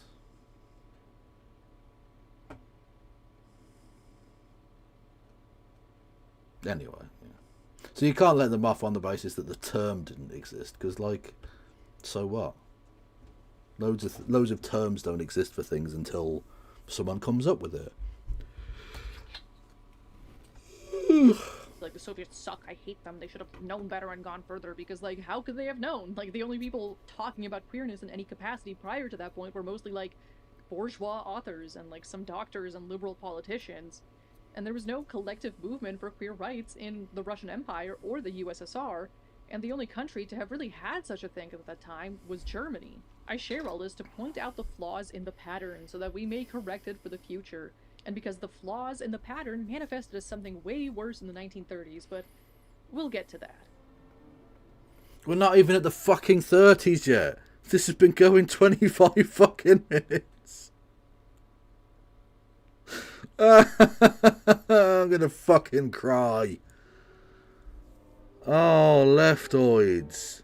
Leftoids, come on. We need to be a bit snappier with this shit. As we discussed, revolutionaries didn't write about queerness, but medical professionals did. The 1920s in the USSR were also when the most scientific articles were published about queer people, though not in any sort of large-scale demographic study or survey of homosexuality.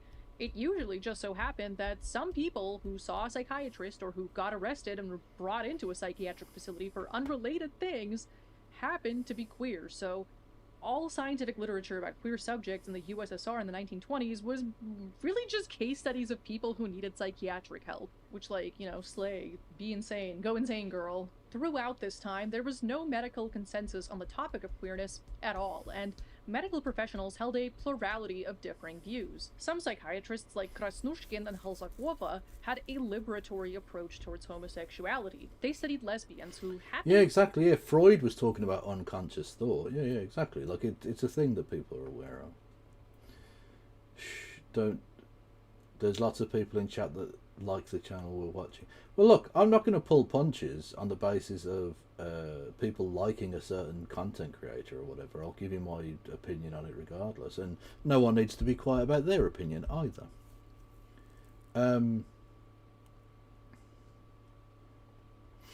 problem I have with people like this, and she seems like a genuinely nice person, I don't think she's ill-intentioned in the slightest, is that many of her acolytes or whatever, on the kind of more tankoid element of this, I don't think agree with her.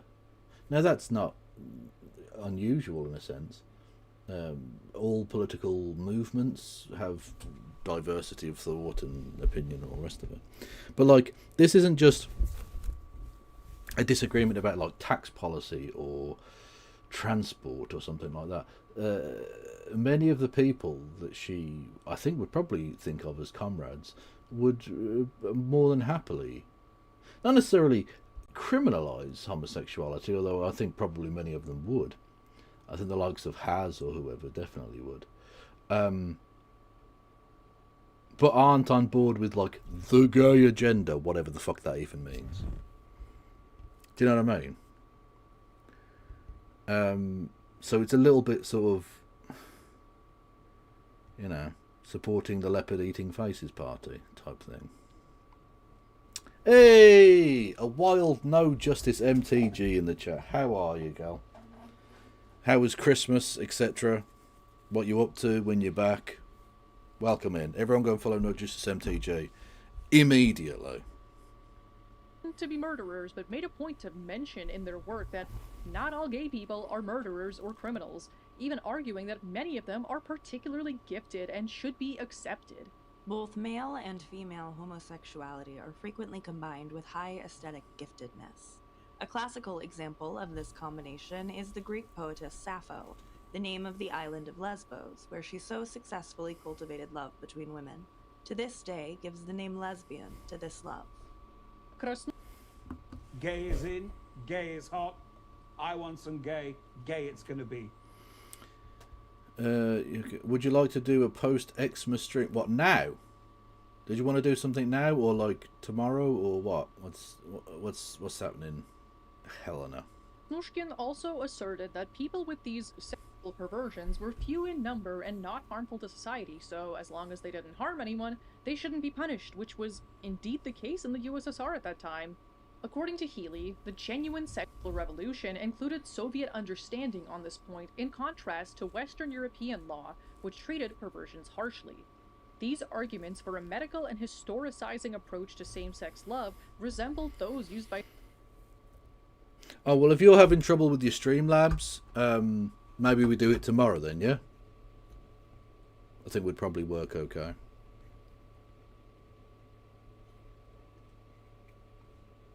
by some Tsarist-era apologists and by Hirschfeld's Scientific Humanitarian Committee, the German campaigning organization for homosexual emancipation.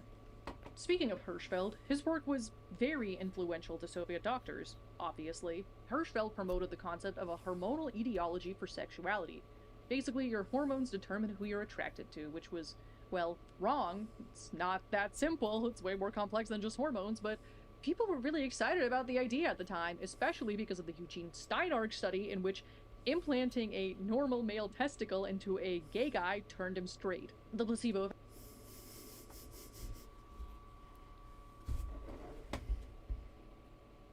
That's like, you know those horror films where someone gets like a hand transplant, but it's the hand of a serial killer, and it like takes over and they start killing? Like, you've got a straight bollock.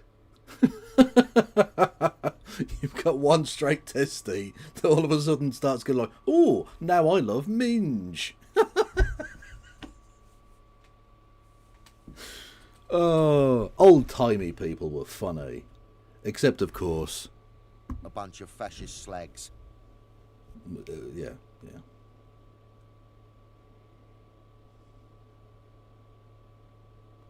fact is a powerful thing.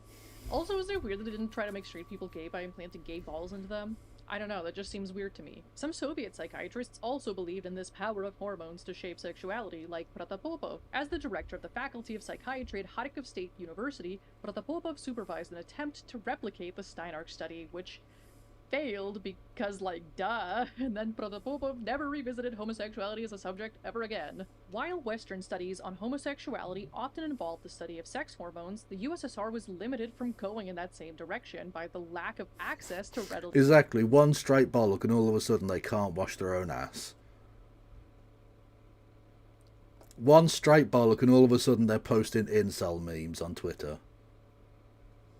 Available testicular and ovarian tissue, and the obvious lack of success with replicating the Steinark experiment. So they kind of decided that studying how hormones shape sexuality was a fruitless endeavor and a drain on already scarce resources. So, I mean, at least it's not like the Soviets were like, we don't want to study gays because they're disgusting. They would, It's more Phil. like, Yes. we don't have enough balls to keep implanting into gay people. Exactly. Who are these straight men who are giving up their bollocks for, like... Yeah, where are you getting the transplant for that? It's like you're going through, yeah, no, I'll donate my blood, yeah, my kidneys, my heart, my bollocks for a gay dude, lungs, bones. Like, what the fuck?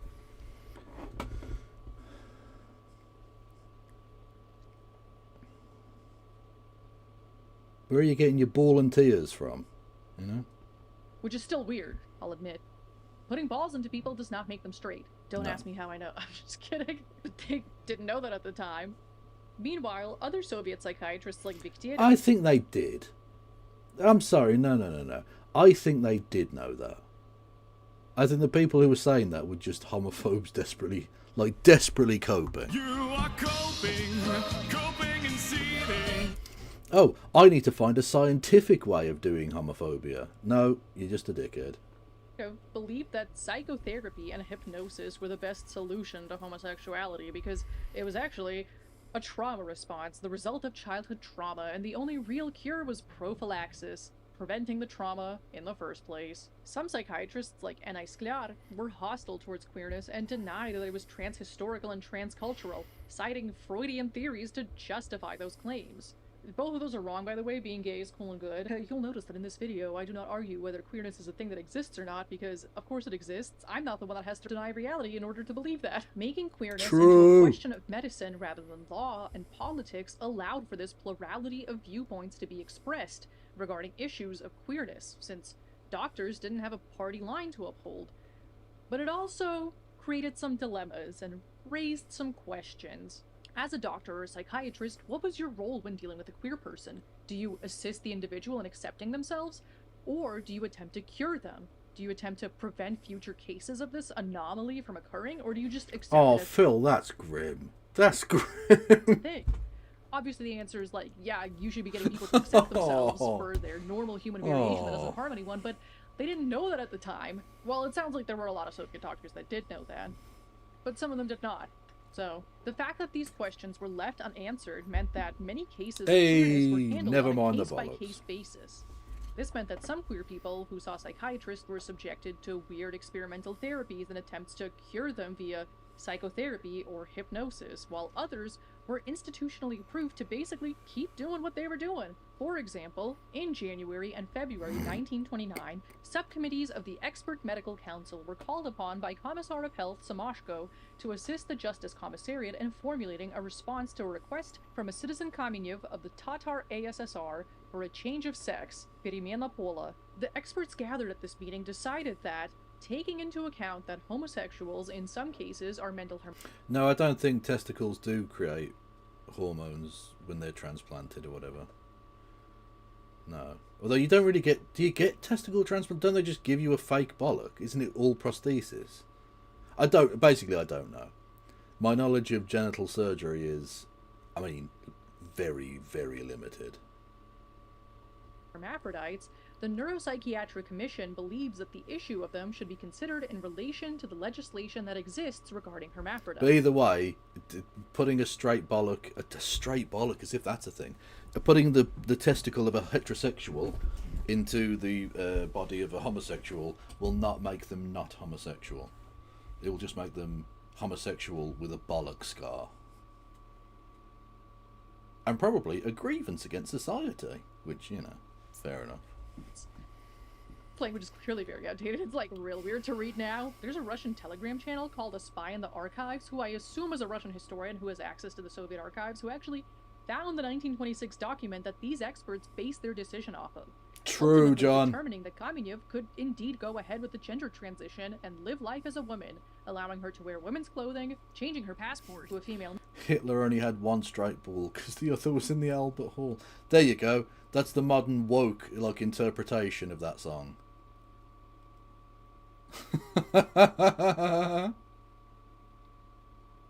Is a straight ball right wing? Quite literally. Right wing bollocks. Literally. Name and removing her from military registration. Also, some experts at this meeting said some things that are wildly progressive even by today's standards, like Ganushkin, Hang who on. said that The additional testicle. So hang on. Whoa. I thought they would replace. Hang on. Okay. So now we're into weird territory. Actually, it was always weird, but I thought they would replace one of the gay testicles with a straight testicle. Are you suggesting that they patched on a third testicle, a straight testicle? So we're now talking about a tribollock situation. Because that's even weirder.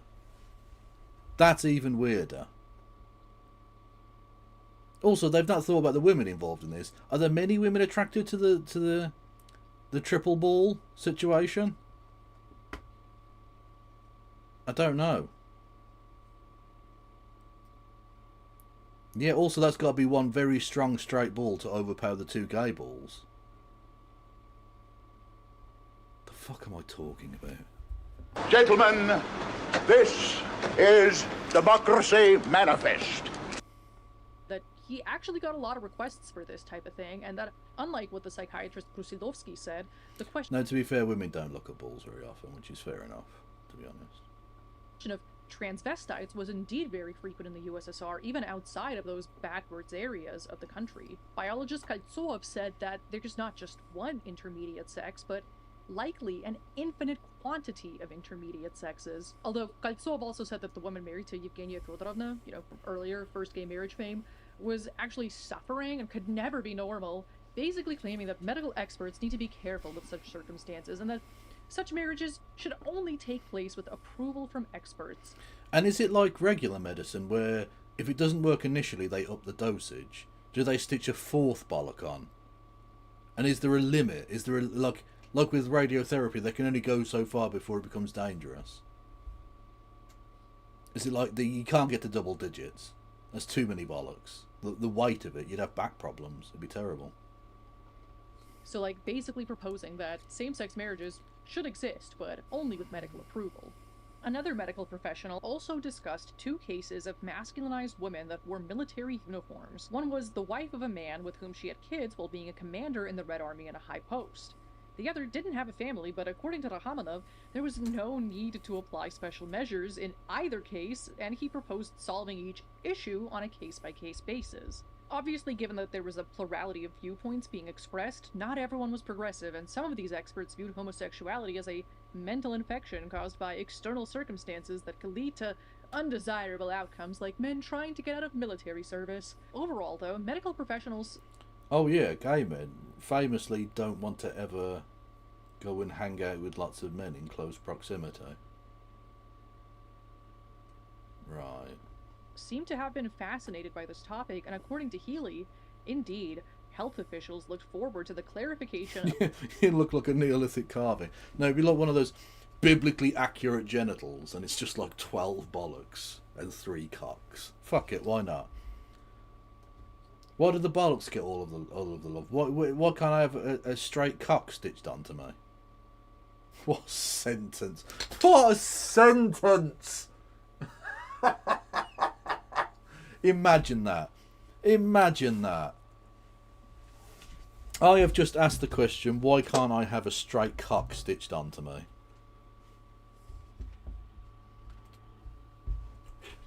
We're ending 2025 as we've done all the way through 2025 by being delightfully weird. Fuck yes.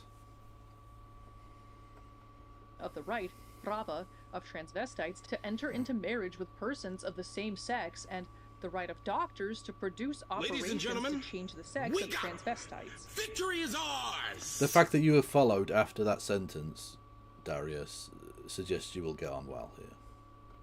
Also, you know how masculine women were seen as very cool and feminine men were seen as backwards? Also, welcome to the Kevolution.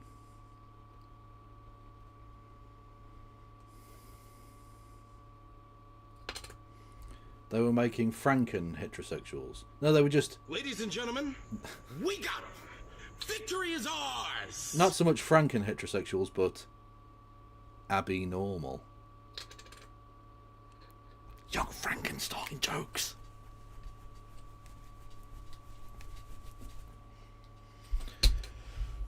Thank you, first name bunch of numbers 7, for following. Welcome to the Kevolution. Don't forget, everyone, if you wanted to be incredibly generous, you can do so in the form of bits and subs and memberships and subscriptions and all of that jazz. It would be greatly appreciated and make me a little bit horny. Nominations because of patriarchal and great Russian chauvinist brainworms. How many dicks and balls to Solo Bukkake? Now we're talking. Now we've moved from the realms of science fiction to science awesome. Fuck yes. It sounds like the medicalization of queerness allowed for that viewpoint to propagate further and to be justified through medical reasoning, which leads us to the 1930s when a lot of progress for both women's liberation and queer liberation was unfortunately lost. Yeah, we're getting to the juicy part now. Finally, 2/3 of the way through the fucking video we get to the actual topic. Fucking hell. To understand what happened in the 1930s, we need to first look at some material facts. I can't emphasize this enough, but the Russian Empire was a backwards 85% peasant nation with not a lot of means of production for the working class to even seize. Shortly after the revolution, the Soviets, per Marxist theory, believed that soon enough socialist revolutions would spread throughout Europe, and the USSR would soon have access to all sorts of resources through trade with these friendly, newly socialist nations. Obviously, this did not actually happen. The defeat of the revolutions in Germany and other places kinda wrecked this plan, so to keep the country alive while it was under siege by the capitalist world, Stalin theorized the concept of socialism in one country. Socialism was not materially going to involve a... Kind of like National Socialism? I'm so clever. But not really. But yeah. Thank you to Orgle Wargle with 10 gifted subs. Goatage! Network of countries that share resources as thought before, and instead, the USSR would have to create the economic prerequisites for socialism in isolation while surrounded by hostile capitalist powers and dealing with sabotage from within and without. all while arming itself to defend socialism. In 1921, the USSR implemented the new economic policy, which allowed for some capitalism as a treat to keep the economy alive while they figured stuff out. This was followed by the 5-year plans, the first of which started in 1928 and which set goals of 250% growth in overall industry development and this is how bad my memory is. I remember my entry exam for university, I did a thing about the success of the 5-year plans, the Stalinist 5-year plans. And I remember writing a specific thing about the city of Magnitogorsk, which was a city that didn't exist, and then they made it. It was like an industrial city that they just made from nothing. But ask me now about the 5-year plans, I couldn't tell you anything. I just... Why do I need to know that information anymore? But at the time, I was on my shit. I knew it back to front. a 330% increase in heavy industry, which they met 2 years early. Of course, when you make decisions in a society with scarcity, which the USSR absolutely had, that means you are foregoing one thing to do another, right? So the Soviet Union focused on heavy industry. Sometimes it may be good, sometimes it may be shit. Tsar Alexander II Erasure noted. To be fair, the Soviets did erase him and his family very well. Too soon, Kev, too soon. There was a big canal. There was, yeah, that connected like the Volga to the Dnipro or something. No, not Dnipro, because that's in Ukraine. The Volga to something. And didn't they use it building like slave labour from the prison camps or something? I seem to recall, as like their equivalent of the navvies here in Britain. See, if you spark a memory, I'll remember bits of it.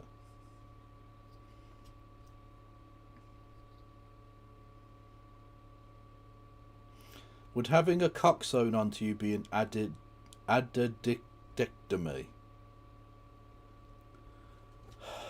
The White Sea. Okay, there you go.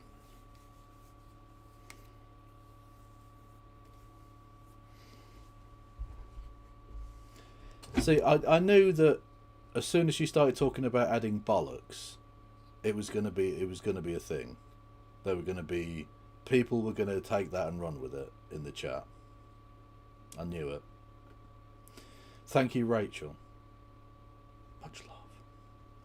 External and internal threats demanded the development of heavy industry and military growth. According to Thomas Schrand in his essay Socialism and One Gender, these investments came at the expense of the light industries, which not only leftist audio employed many women, but also produced the consumer goods that might have lightened their domestic labor. The new priorities also restricted the construction of cafeterias, laundries, daycare centers, and other institutions. 255. Why have you linked that like you think I can possibly show it on screen? There's no fucking way. Oh, Jesus Christ, 255. You are a person. Epic dub. Is necessary for Bolshevik-style women's emancipation. Because of this, the Women's Department, or Zhenotdel, was abolished, and the Bolsheviks took a new approach towards women. I mean, they literally thought they'd have all the material. It's basically a cock with a massive, like, mountain of bollocks beneath it. I can't show it. Obviously, I can't show it. Materials to socialize women's labor, and suddenly they didn't. And couldn't, because the global socialist revolution was not happening. So it was very convenient to just fall back on old patriarchal norms and be like, actually women are great at child rearing and doing domestic labor. It's in their nature. Boo, biological essentialism. Also, some of the... Wow, it's almost like Stalin led to an ossification. Stalin's social conservatism.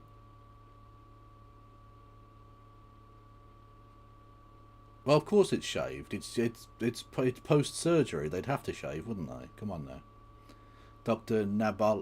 Nakabolikov.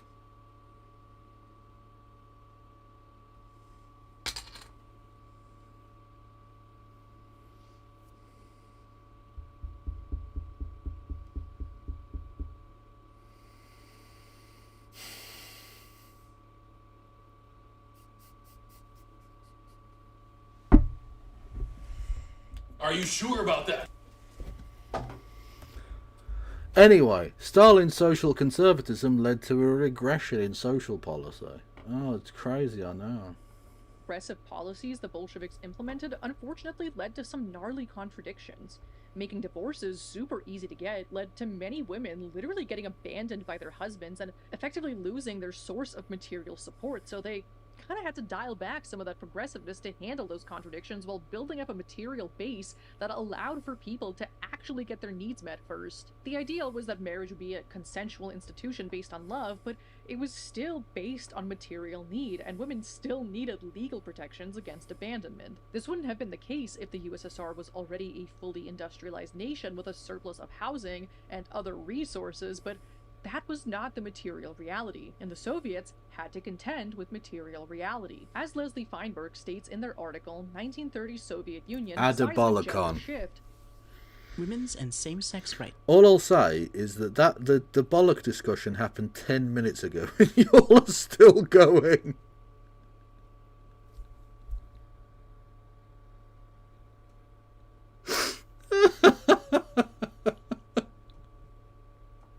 Had been politically catapulted ahead by the 1917 Russian Revolution, but when the isolated, impoverished, and embattled worker state could not raise the living standards of the population quickly enough to provide economic and social freedoms from the old patriarchal, heterosexual nuclear family bequeathed by class society, then both women's rights and same-sex rights suffered setbacks. Okay, that's just making an excuse for regressive policy making. You're just making excuses for why the conservative element in the Soviet Union won out. I don't care. I honestly don't care. They were being regressive shitbags. When you say suffered setbacks, they made it illegal. Like, come on now. One of the extremely threatening external saboteurs that the USSR was preparing for an eventual altercation with was Nazi Germany. Before the signing of the Non-Aggression Pact between the USSR and the Third Reich, Hitler said to the High Commissioner of the League of Nations that everything I undertake is directed against Russia. If the West is too stupid and too blind to comprehend this, I will be forced to reach an understanding with the Russians, turn and strike the West, and then... Okay, calling him pee-pee poo-poo loser is praxis. To be fair, that's fine. After their defeat, turned back against the Soviet Union with all the forces united through me. And yet some people, mostly ones who have never had an independent thought in their entire life, consider the Non-Aggression Pact to be damning evidence of Soviet collaboration with the Nazis, even though all it did was buy the Soviets more time to industrialize and build up their military, and was terminated 8 years early by the Nazis. But those same people don't ever think about the Munich Agreement between Britain, Germany, Italy, and France as being damning, even though it literally allowed Hitler to annex part of Czechoslovakia. I mean, firstly, yes, they do think it's damning. Yes, they do. Neville Chamberlain's record, his entire time as Prime Minister, is coloured by that agreement and the fact that it didn't work. So, yes, they do. Yes, they do criticise that. And secondly, do have some sympathy for other people. Okay? The Soviet Union clearly suffered most in that war, of any particular nation. 26 million people indeed, which is a just mind-blowingly massive number of people. But whilst Britain was one of the very few places on Earth that was actively fighting against Nazi Germany, the Soviet Union was sending them metal with which they built planes that flattened British cities. Is it any wonder that perhaps the people of Britain, and their allies, would see the Soviet Union as collaborationist at that point? Because they were quite literally collaborating in the destruction of British lives and homes and factories and ability to resist.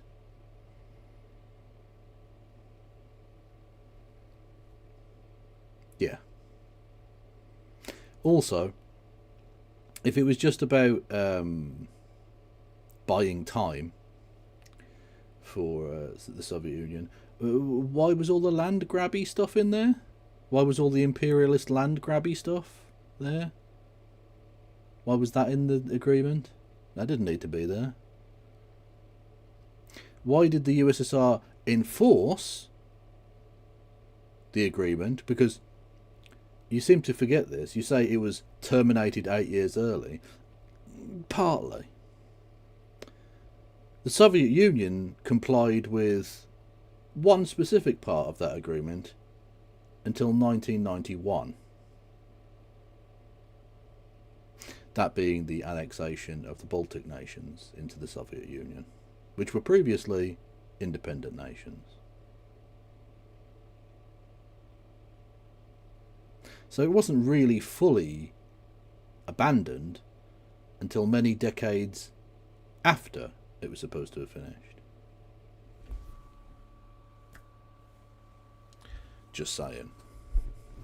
But I guess that's fine because no Russians were involved. Like, the West doesn't want you to know this, but Nazi ideology was always anti-Soviet and anti-communist. Like the poem says, they went for the communists first, and were also huge proponents of the anti-communist, anti-Semitic Judeo-Bolshevism conspiracy theory. But you don't have to listen to me. Listen to German anti-fascist author who literally fled Nazi Germany, Thomas Mann, who wrote, "To place Russian communism and Nazi fascism on the same moral plane, in that both would be totalitarian, is superficial at best, fascism at worst." Okay, but that's... What? Okay, but that's not really what was happening. I don't think people are saying that. Well, I mean, rightoids might be saying that, but who gives a fuck? It's, you know... Right-wing bollocks! Who cares? I don't think most of the critics, certainly, let's say, from the left, who would criticise the Soviet Union's actions are doing so by saying it's as bad as fascism. Because that isn't really true, is it? Whoever insists on this equation may well consider himself a Democrat. In truth, and in the bottom of his heart, he is in fact already a fascist, and certainly only in a hypocritical and insincere way will he fight fascism, while reserving all his hatred for communism. Like, damn, I don't even want you to love the Soviet Union, you know? I want you to at least be like, yeah, the Soviet Union defeated the Nazis, because their entire ideology was based around not the superiority of one race, but the equality of all people. At the same time, Okay, but there was, I mean, bizarrely, given that he was Georgian, there was definitely a Russian supremacist edge to Stalinist governance. I don't think there's any doubt about that. Internal saboteurs were doing things like putting glass in canned food, inoculating horses with the plague, breaking machinery, slaughtering farm animals, which led to a 25% drop in the number of farm animals between 1929 and 1930, hoarding and burning grain, and engaging in a ton of violence against the Soviet state and people to attempt to meet their own individual needs at the expense of literally everyone else. Is that doing a bit of Holodomor denial stuff? Or am I reaching there? I'm not sure. There wasn't quite enough detail in the claim to be specific, but I think that might be what she's angling at, which is worrying. A lack of planning on how to actually collectivize the farms, which resulted in some really heavy-handed policies that some peasants fought back against, like, obviously, combined with mismanagement, miscommunication, internal sabotage, and a drought, resulted in a gnarly famine in the early 1930s.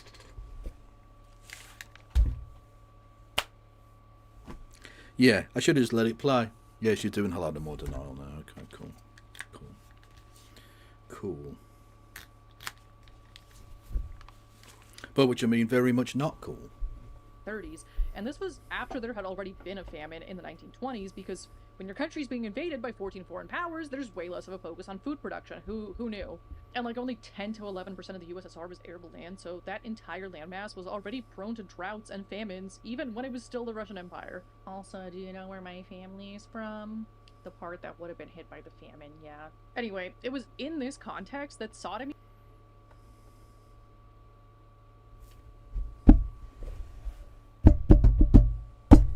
And there you go, that's when a nice person turns into a wanker. When you can sit there and mock someone for, like, what, complaining about starving to death? Because, like, you should really look into some of the accounts of that event. Literally roving bands of what do you call it? Not zombies. Why does the word zombie pop into it? Because they're people who eat other people, basically. Because there was no other food to be around, and so they would dig up freshly buried bodies to eat. They would go from town to town and pick off the weakest who couldn't run away. Roving bands of cannibals in huge parts of the country. It was a well-known problem. Now, I'm sorry, but if your policies lead to roving bands of cannibals, you've not just done something wrong, you're a monster.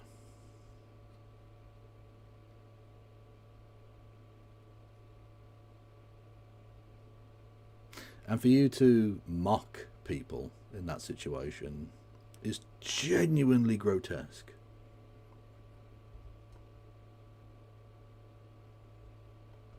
Became criminalized in the USSR in 1934. According to Healy, it sounds like the Soviets, particularly Yagoda, who first suggested to Stalin that there should be a ban on pederasty, believed that gay men were covertly having large meetups for nefarious purposes like making plans to spy on or sabotage the Soviet state, and wanted to have legal precedent to conduct raids of these private meetups. We don't know the scale of these raids or even these meetups, and historical evidence is pretty hard to come by even with the Soviet archives opened. And there's also no recorded rationale for any of this. So really all we can do is speculating, and that's why we're here today. Oh, also in 1934, Soviet politician Sergei Kirov was assassinated point blank in broad daylight in a government building, which was a large factor in the purges of the 1930s. Like,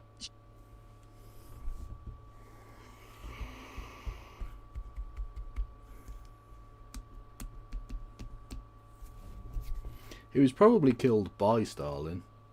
Not personally, of course, but was ordered to be killed by Stalin. Precisely as one of the pretexts for the thing he wanted to do anyway. This is genuinely fucked up. This is ghoulish nonsense.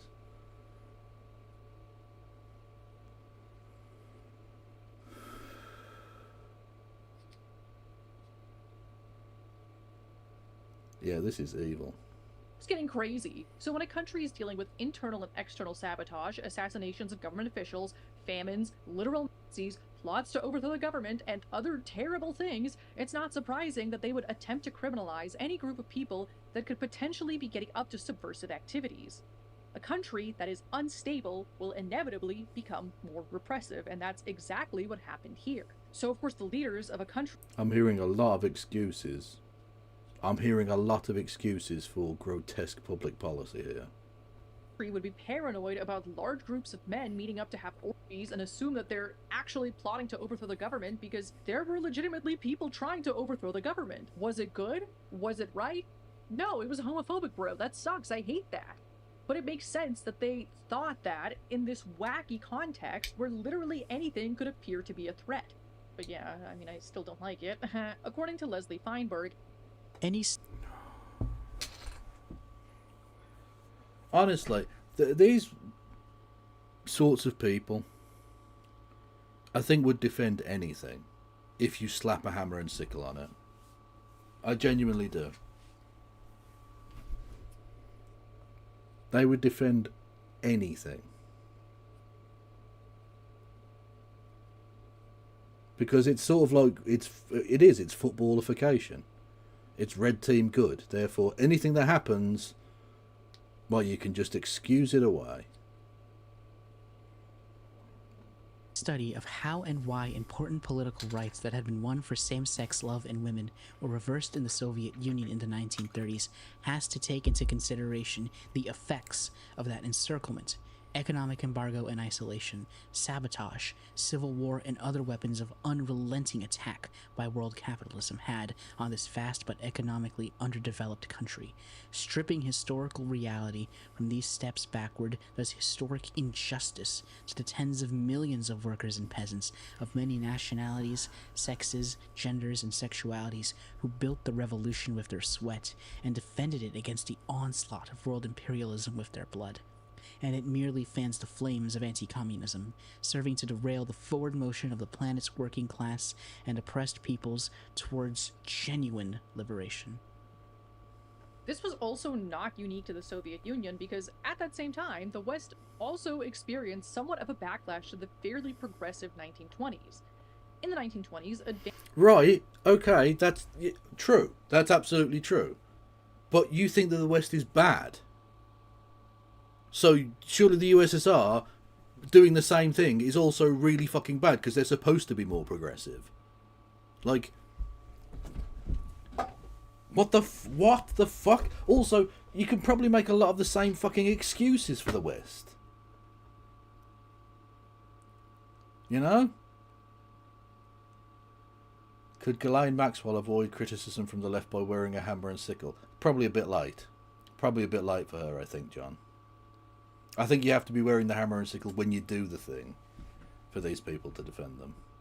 I don't think you can retroactively. It's not like when, like, some sort of fucking sex predator is either about to be outed or has just been outed, and all of a sudden they find God. Oh, I'm such a Christian. It's not like that. I think you have to. It has to be done by actual people who call themselves communist at the time. Dingus, get out. advances in endocrinology, sexology, biology, etc., led to sex commonly being viewed as a malleable and fluctuating category that's inherently unstable. Case studies came out of oysters, pigeons, chickens, and other animals switching sex spontaneously. And there were scientists that were like, that could happen to humans too, by the way. Watch out. Tomorrow you might become a woman. Magnus Hirschfeld's research on homosexuality was world famous, and he gave 178 lectures across the world. Then, in the 1930s, the US film industry adopted the Hays Code, which effectively banned depictions of queerness. In 1936, the Olympics took place in Nazi Germany, which implemented the first ever sex tests to make sure men weren't infiltrating women's sports, which sounds familiar. The Nazis also destroyed Very familiar. Hirschfeld's Institute in 1933 and burned a ton of books specifically about queerness to attempt to erase all that scientific research and history. The global rise of fascism and conservatism in the 1930s certainly didn't help queer people at all. So the Soviet Union was regressive in its criminalization of gay men, obviously, but certainly not unique. And yeah, when a country's unstable, it becomes more repressive, so that sucks. And yes, Soviet author Maxim Gorky wrote a whole article called Proletarian Humanism, providing a rationale for this criminalization, claiming that it was part of the war between fascism and communism, and stating that, in the land where the proletariat governs, courageously and successfully, homosexuality with its corrupting effect on the young is considered a social crime punishable under the law. By contrast, in the cultivated land of the great philosophers, scholars, and musicians, meaning Germany, it is practiced freely and with impunity. You're selling me on Germany here, Maxim. I'm not a person who's easily sold on Germany. There is already a sarcastic saying, destroy homosexuality and fascism will disappear.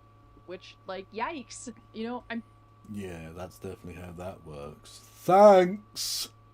guessing they also didn't want Red Army men to be getting distracted by boinking each other, but, like, they probably were still doing that. Well, to be fair, a lot of them were also busy raping across Europe.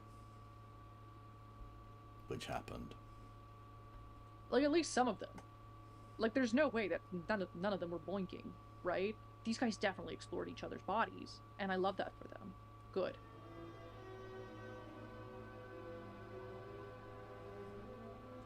In their article, Can a Homosexual Be a Member of the Communist Party?, Leslie Feinberg writes, the population of the Soviet Union did fight for its existence. Oh, she's literally got Lady Istihar fucking doing a bit now. Oh, God.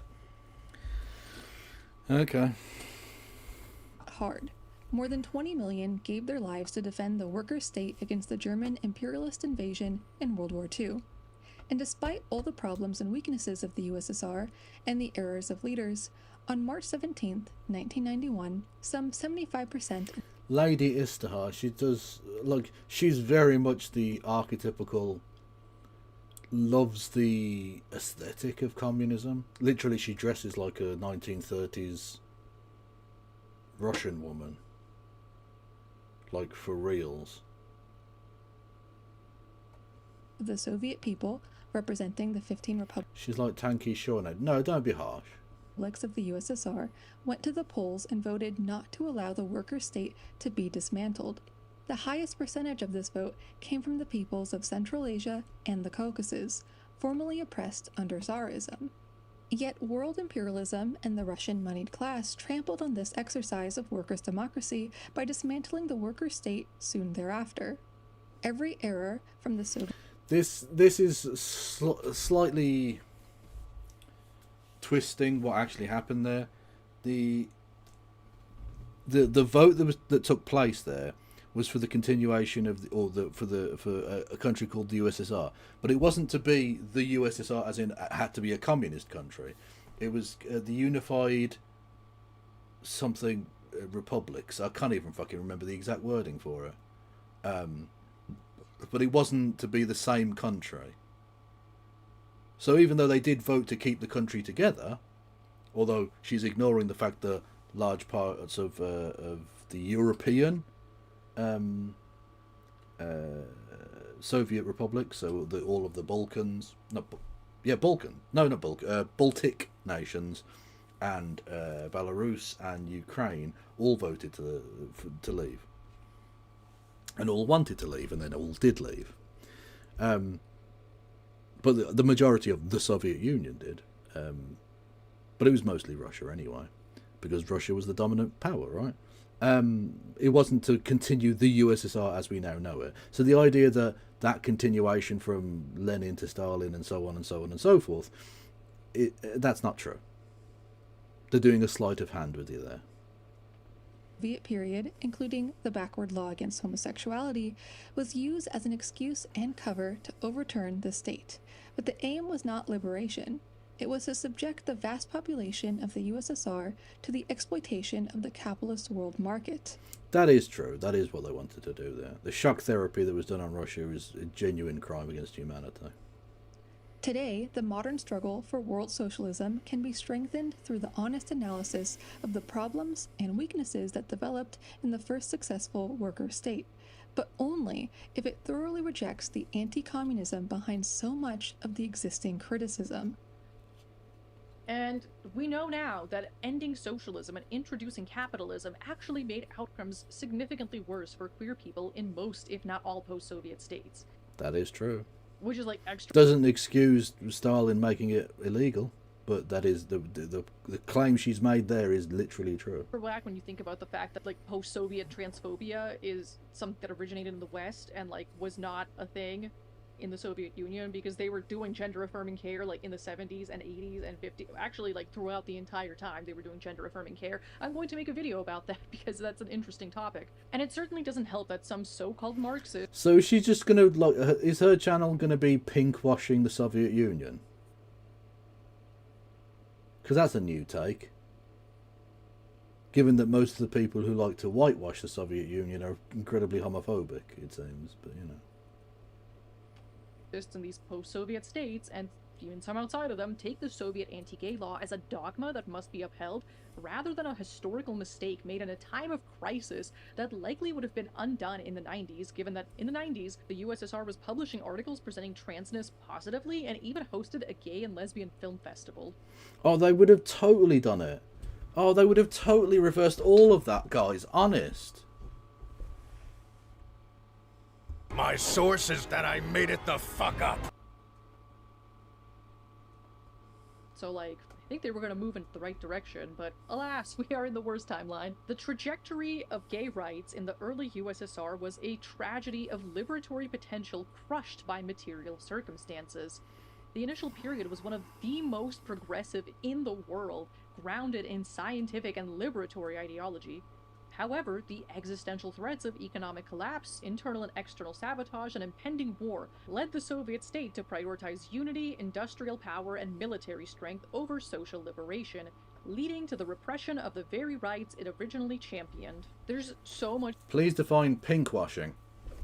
It's basically where you throw up like positive things that a country or organisation of some kind has done towards queer people as a way of hiding their negative, other actions. So a really great example of this is the Israel right now, right? So Israel is doing genocide and has been for 70 years, but especially so in the last couple of years, very noticeably. And what Israel tries to do is to say, oh, well, there are loads of gay clubs in Tel Aviv, and oh, we're a beacon for gay liberation in the Middle East, and blah, blah, blah, blah, blah, to try and, like, sell to Westerners as, like, oh, we're progressive and nice and awesome, don't be horrible to us, to hide the fact that they're doing genocide and stuff. Forgetting, of course, that outside of Tel Aviv, actually, it's still quite a homophobic place. But that doesn't even matter to the major point, which is that it doesn't matter how good you are about queer rights if you're also murdering Palestinians, Yeah.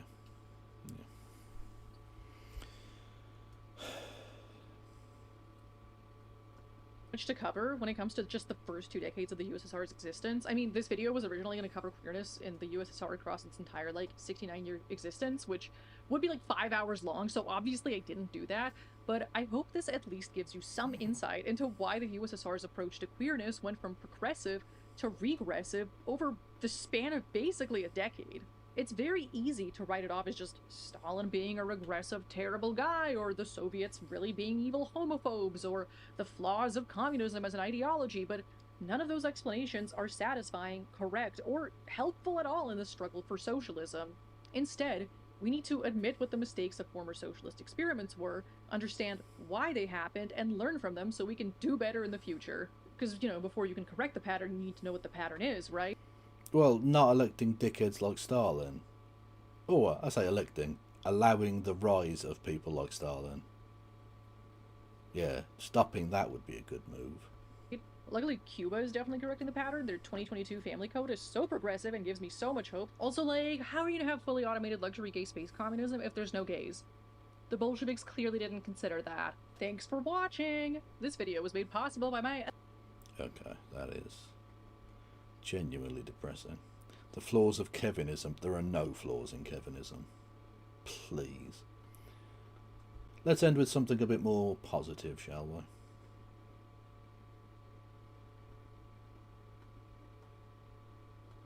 My eyes were opened very young. There's more than one religion.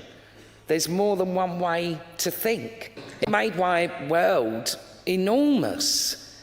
It just, I think, I've always, it's really good nowadays because the word empathy is very well known. But when I was younger, empathy, it wasn't really a known word. It wasn't really a known thing, in that way. But when I was a kid, it really taught me about empathy. It really taught me about putting yourself in other people's shoes. It always starts with language. It doesn't start with bombs. It doesn't start with concentration camps. It starts with tiny little seeds of ideas and language to make us think in different ways. And it's highly dangerous and extremely worrying. My eyes were opened very young. There's more than... Oh, actually, that wasn't very positive. That was actually incredibly dark.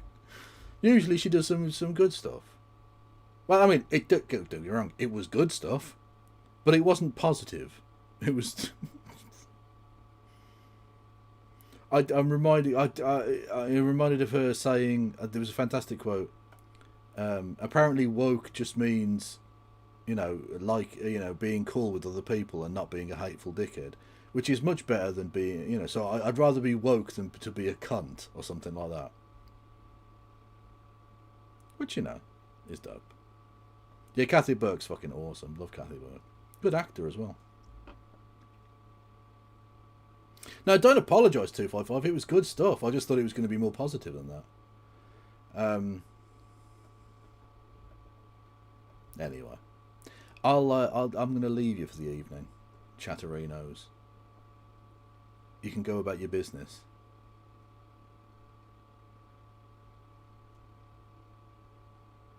Oh, the main one. Oh no, that's fine. It's good content. You know, it's fine.